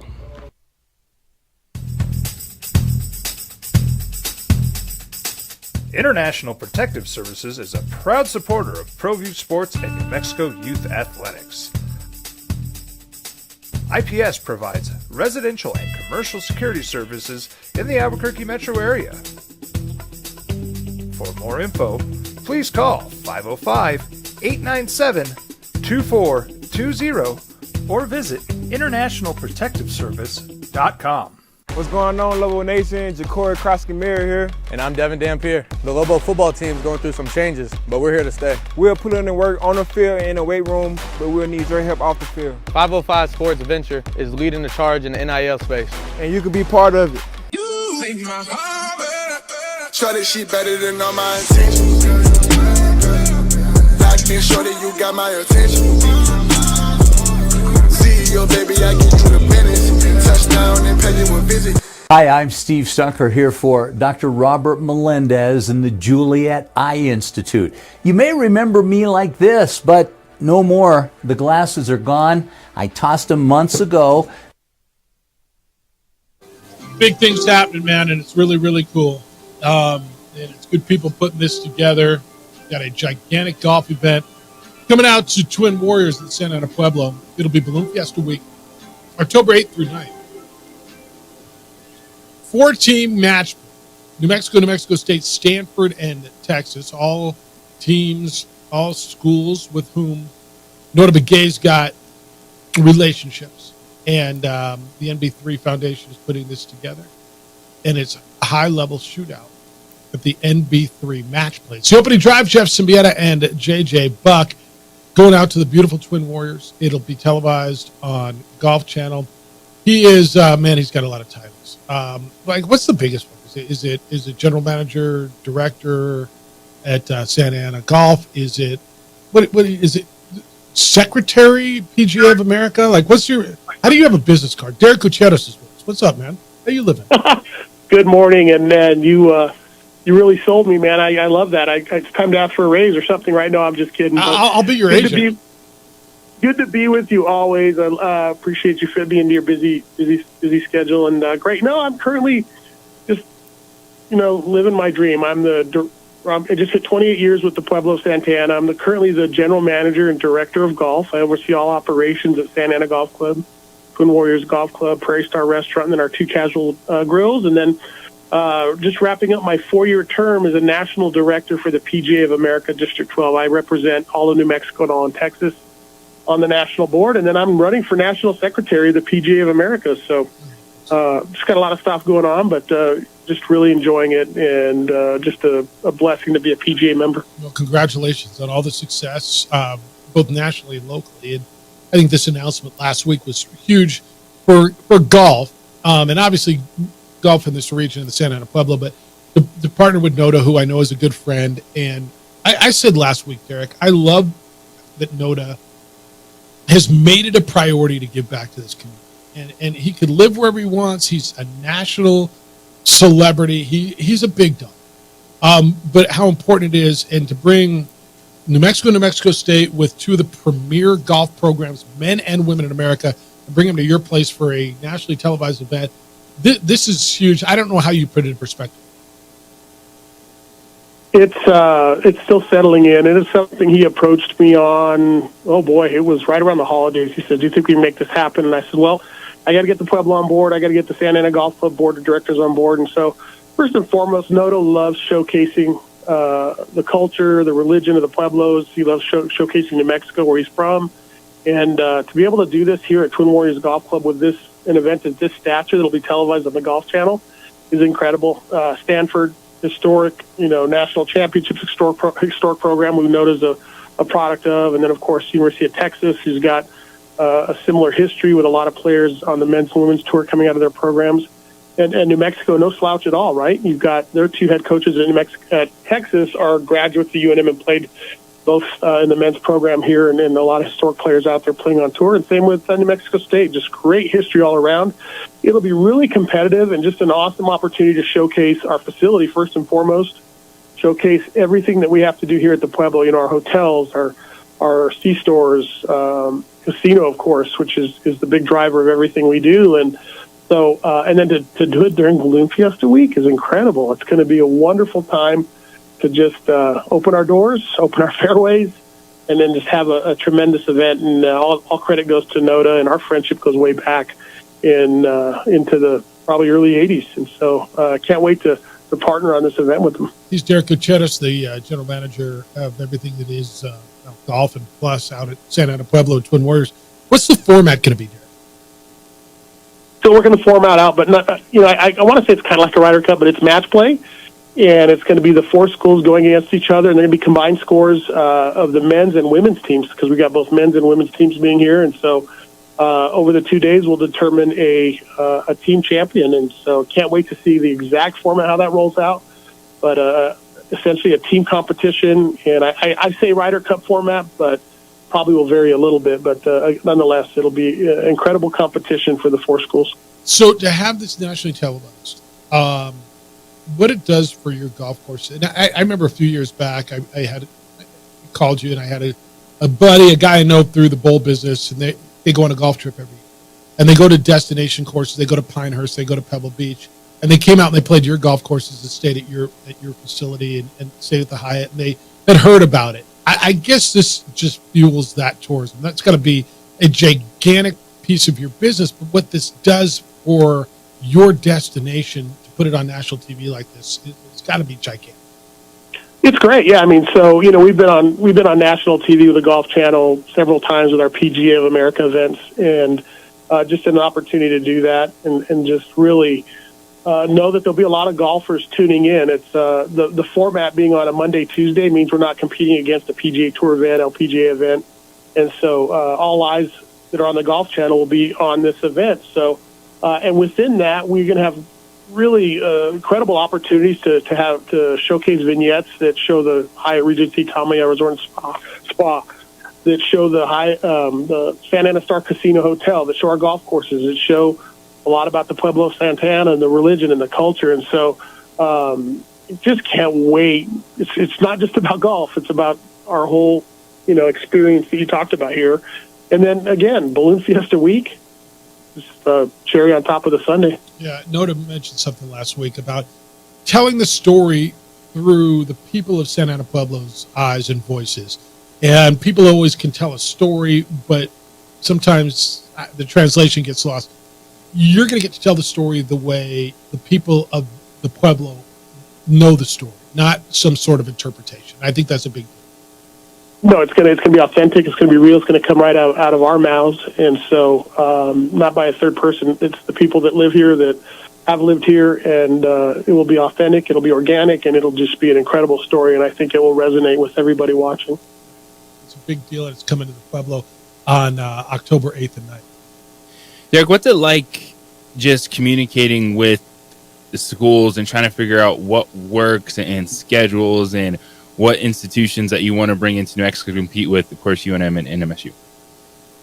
I'm sorry, you cut out on that. I'm on a cell phone. Can you repeat that question? Yeah, so what's it like? I know, Jeff mentioned the connections that NOTA has to these programs that are coming in, outside of New Mexico State. Right. But what's it like just trying to, work through that and see, the colleges that are interested in trying to, hey, if this is good, make this a potentially yearly event? Correct. And that's I have a lot of relationships with some of these coaches as well, but I don't think those relationships are as deep as what NOTA has. And so, when you get an invitation from a 4-time PGA Tour winner, from the NB3 Foundation, from someone who's been an analyst on Golf Channel for 10 years, hard to say no, right? And these are all really incredible programs. So not very challenging. I think the challenge was they're only allowed so many events a year, and then their schedules are pretty much set 2 years out. So they had to have an open window and availability to play another event. So I think that was the challenge. Other than that, I think it was easy. And I can't speak for NOTA, but it's my hope that once this event is played, that there'll be teams calling NOTA and calling me potentially and saying, how do we get involved with that next year? And maybe it continues to grow into something much bigger. But again, I'm not speaking for NOTA on that, but I could see that potentially happening. Yeah, a yearly event would be great. All right, before I get you out of here, I know you're watching it, and the U.S. Open's this week, and I know it's a PGA of America is different than the USGA.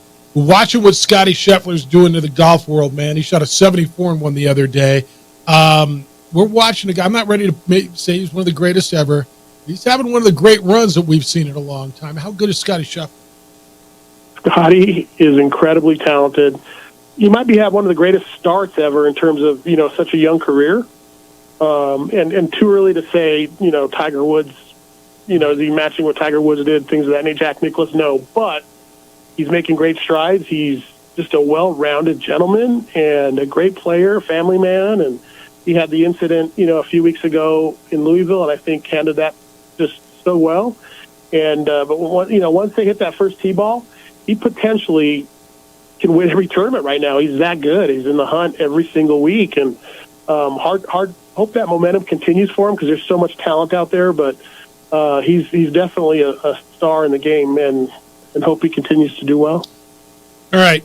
It's the 8th and the 9th of October. There will be no admission. Is that right? So people are going to be able to go out and watch this for free? Correct. No admission whatsoever. Come out, watch some golf, and I think everyone will enjoy it. I'm really working closely with the NMAA to make sure we get the word out to all these high school golfers that are aspiring for college careers, too, because if you see it, you can beat it. You've heard that before, right? Yep. So this will be an opportunity for those high school kids, men and women, to see what could be their future. All right, put it on your calendar, and I know we'll talk to you and Noda as we get closer to it.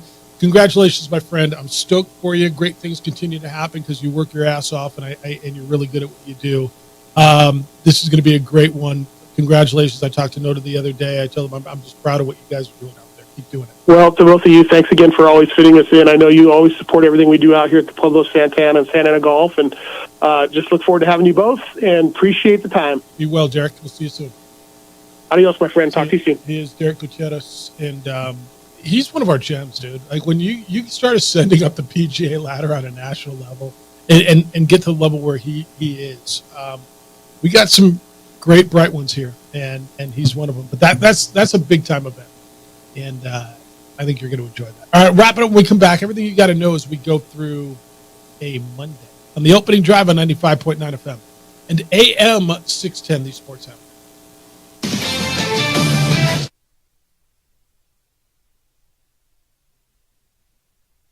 We would like to thank the following sponsors for making this broadcast possible.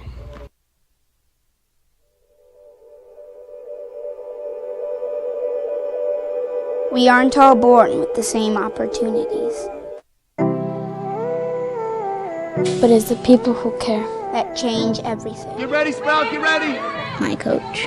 My teacher. My older sisters. My grandma. My brother. My tutor. My dad and my mom. As New Mexicans, it's up to all of us to do our part. So that no child goes without love. And no family has to do it all on their own. They're all our children. Every single person is called to make a difference in the life of a child. It's up to all of us to do our part. To pull together. Pull together. Pull together. To make New Mexico the best place to be a kid.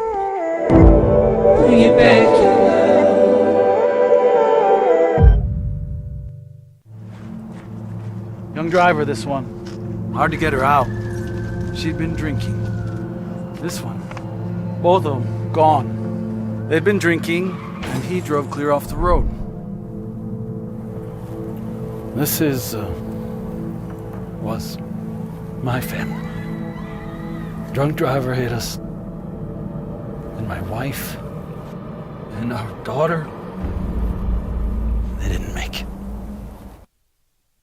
We would like to thank the following sponsors for making this broadcast possible.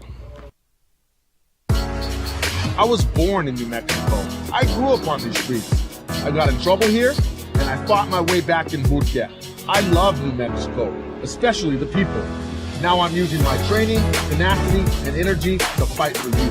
I'm Adam Oki, lawyer, fighter, and New Mexican. I was a local athlete here in New Mexico, so I'm proud to support your local athletes.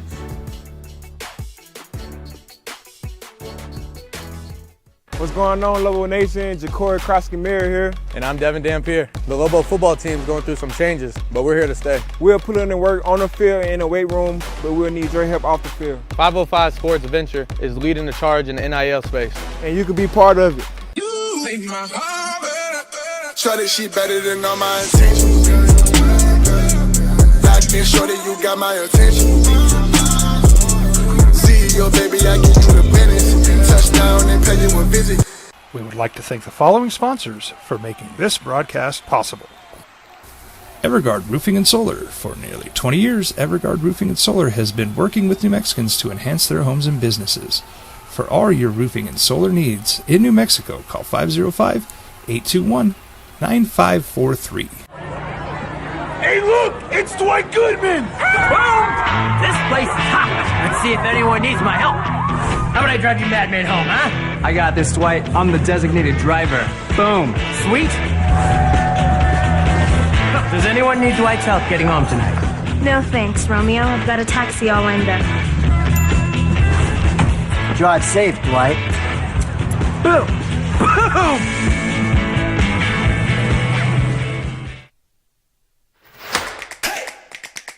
Albuquerque's leader in sports is Pro View. From pros to prep. All your favorite action.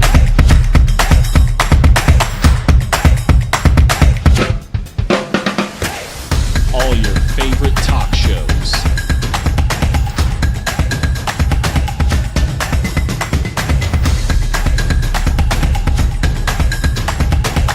Find it on ProView Networks. Teenagers love a party, especially during prom and graduation season. Often, alcohol is involved. Some parents think that hosting a party with alcohol in their home will keep the kids safe, but it's wrong and it's illegal. As a parent, to allow your teenagers' underage friends to consume alcohol on your property is a felony. Parents who host lose the most. Don't be a party to teenage drinking. This is a program of the Drug Free Action Alliance. For more information, go to burnco.gov/do-not-host.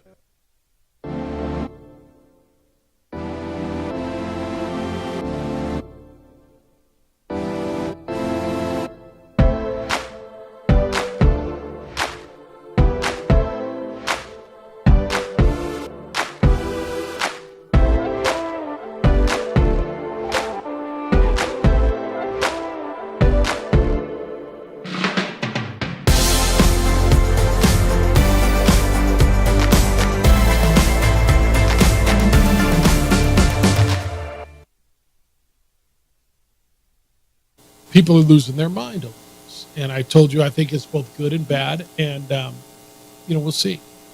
But, JJ, your point is so good. It's not done. All the time we see. How will the world react if someone falls off the roster? Right? And so you got an injury, whatever it is. So one can't come back from injury, somebody gets injured. I know how it's going to play out. And Caitlin Clark is not in the select. Oh, if Caitlin Clark's not the one selected? If it's not Caitlin Clark, then it's going to be there's an axe to grind. They're out to get Caitlin Clark. She never had a chance. Who else was snubbed? I'm going to guess Caitlin Clark isn't the only one who feels that she was snubbed, right? Mm-hmm. But right it's the only now, one you know about. The second leading scorer in the WNBA is not on this preliminary 12-person roster.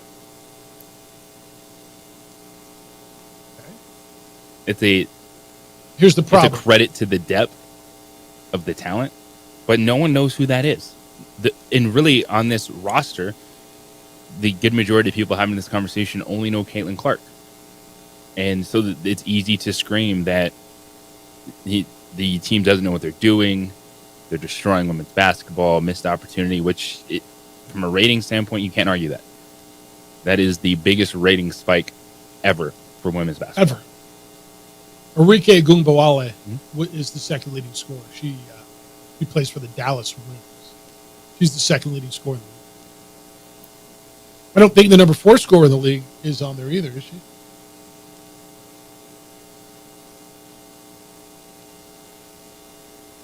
That's where people, you think they're losing their mind now? It was a forward who's off the team. Yeah, just throw her. Who's coaching? Do you even know who the coach is? I have no idea. I've got to believe the coach is putting together something that he or she feels is the most competitive roster.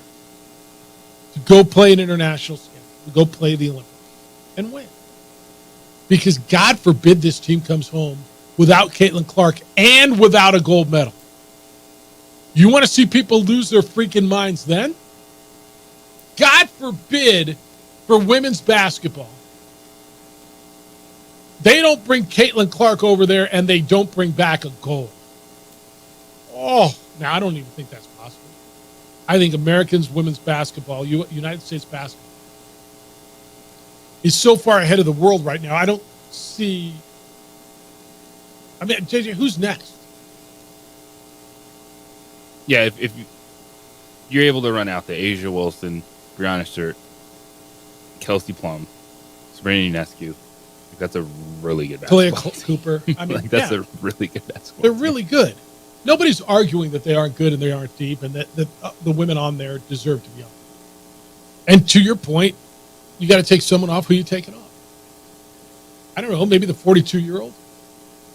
Although Diana Taurasi is the 15th leading scorer in the league, one spot behind Caitlin Clark. She's still balling pretty well, right? And she's earned her way. Who's a better player right now, Caitlin Clark or Diana Taurasi? I go with Caitlin Clark. You've watched more than I have, but the little I've seen, I think you're right. But Diana Taurasi's on there. Well, but she's been there and she's old school. Yeah, she is, and she's earned it, and she deserves it, and this is her last one, and this. All that's right. Nobody's arguing.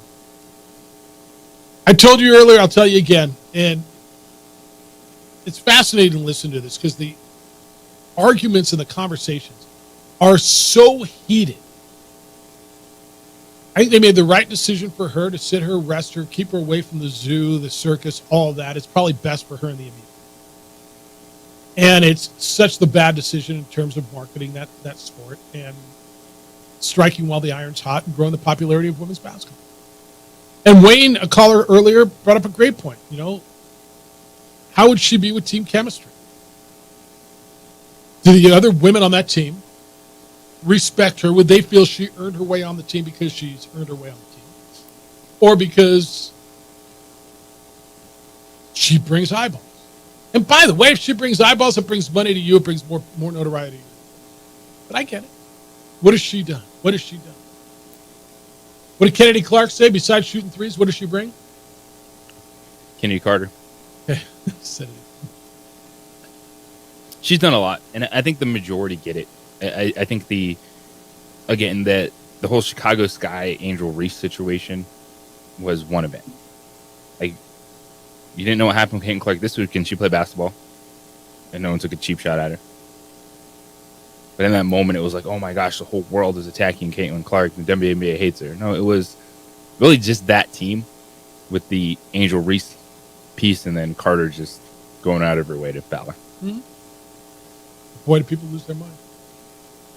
And therein lies why, if you want to argue she should have been on the team, that's why. Because everything she does and everything that's done to her brings attention to your game. JJ, how many hours, minutes, seconds, segments, I don't know, mentions did we have of the WNBA last year? 0. How many calls, emails, texts did we get on the WNBA last year? 0. Yeah. And it's not just us, man.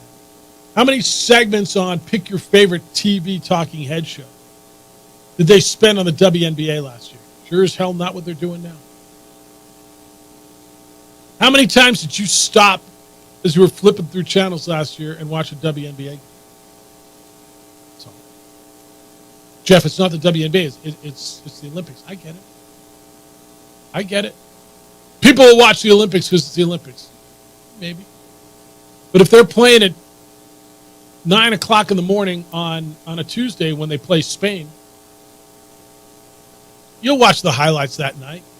But if Caitlin Clark's playing, you're going to find a way to watch it on your computer or on your stream or whatever it is. Or on CNBC or MSNBC or C-SPAN or wherever the hell it is. Right? That's the difference. That's all I'm telling you. That's where they're missing. Now, does it matter when they go back to the WNBA? Have you watched less over the last week than you did the first week, WNBA?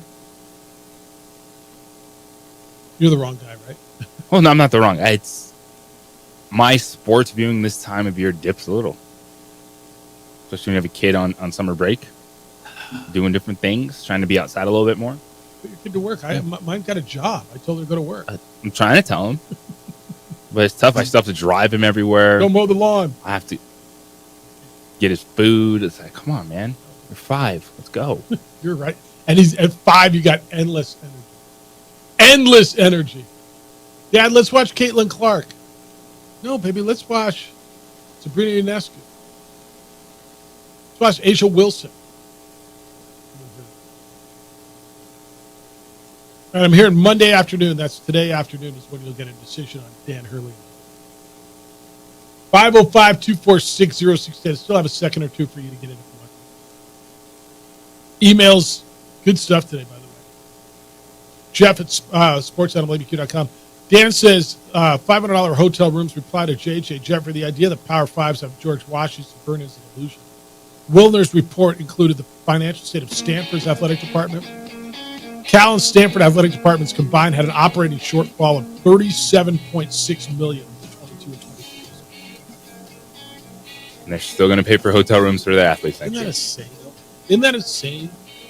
It's not money to burn. It's part of what they're going to be doing next You're year. $500,000 underneath here. 37 athletes. Thanks to Eddie Nunez. He was here today. If you missed him, he was in studio for an hour. It's wherever you get podcasts. Go to sports.mlabq.com. Click on the opening drive and you can listen to that. Thanks to Derek Gutierrez as well. Jim Rome's show was heard with Colin Cowards after that. 2 Men On's here at 4. We're back with award-winning radio tomorrow morning starting at 7. Big day for you? Huge day. Enjoy it. Be good to each other, please. Be kind, loving, caring, and sharing. We'll smell you tomorrow.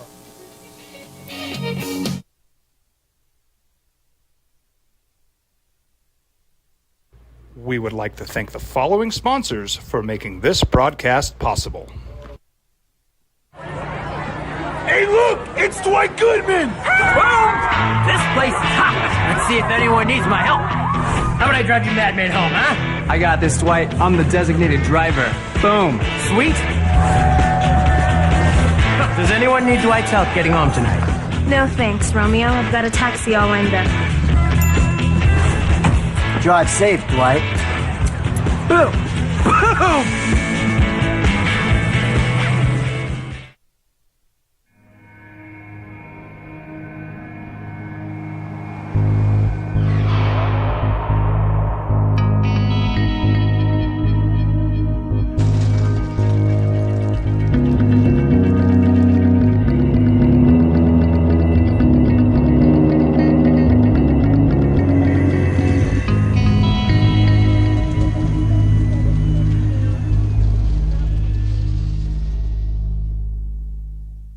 Hi, I'm Steve Stucker here for Dr. Robert Melendez and the Juliet Eye Institute. You may remember me like this, but no more. The glasses are gone. I tossed them months ago because of a brand new procedure from Dr. Melendez known as RLE, Refractive Lens Exchange. The latest technology, the best eyesight I've ever had in my life, and you can check it out by clicking on the link in the description right here.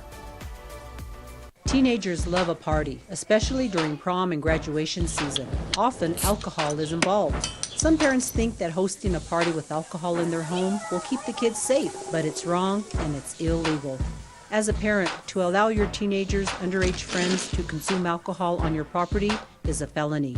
Parents who host lose the most. Don't be a party to teenage drinking. This is a program of the Drug Free Action Alliance. For more information, go to burnco.gov/do-not-host.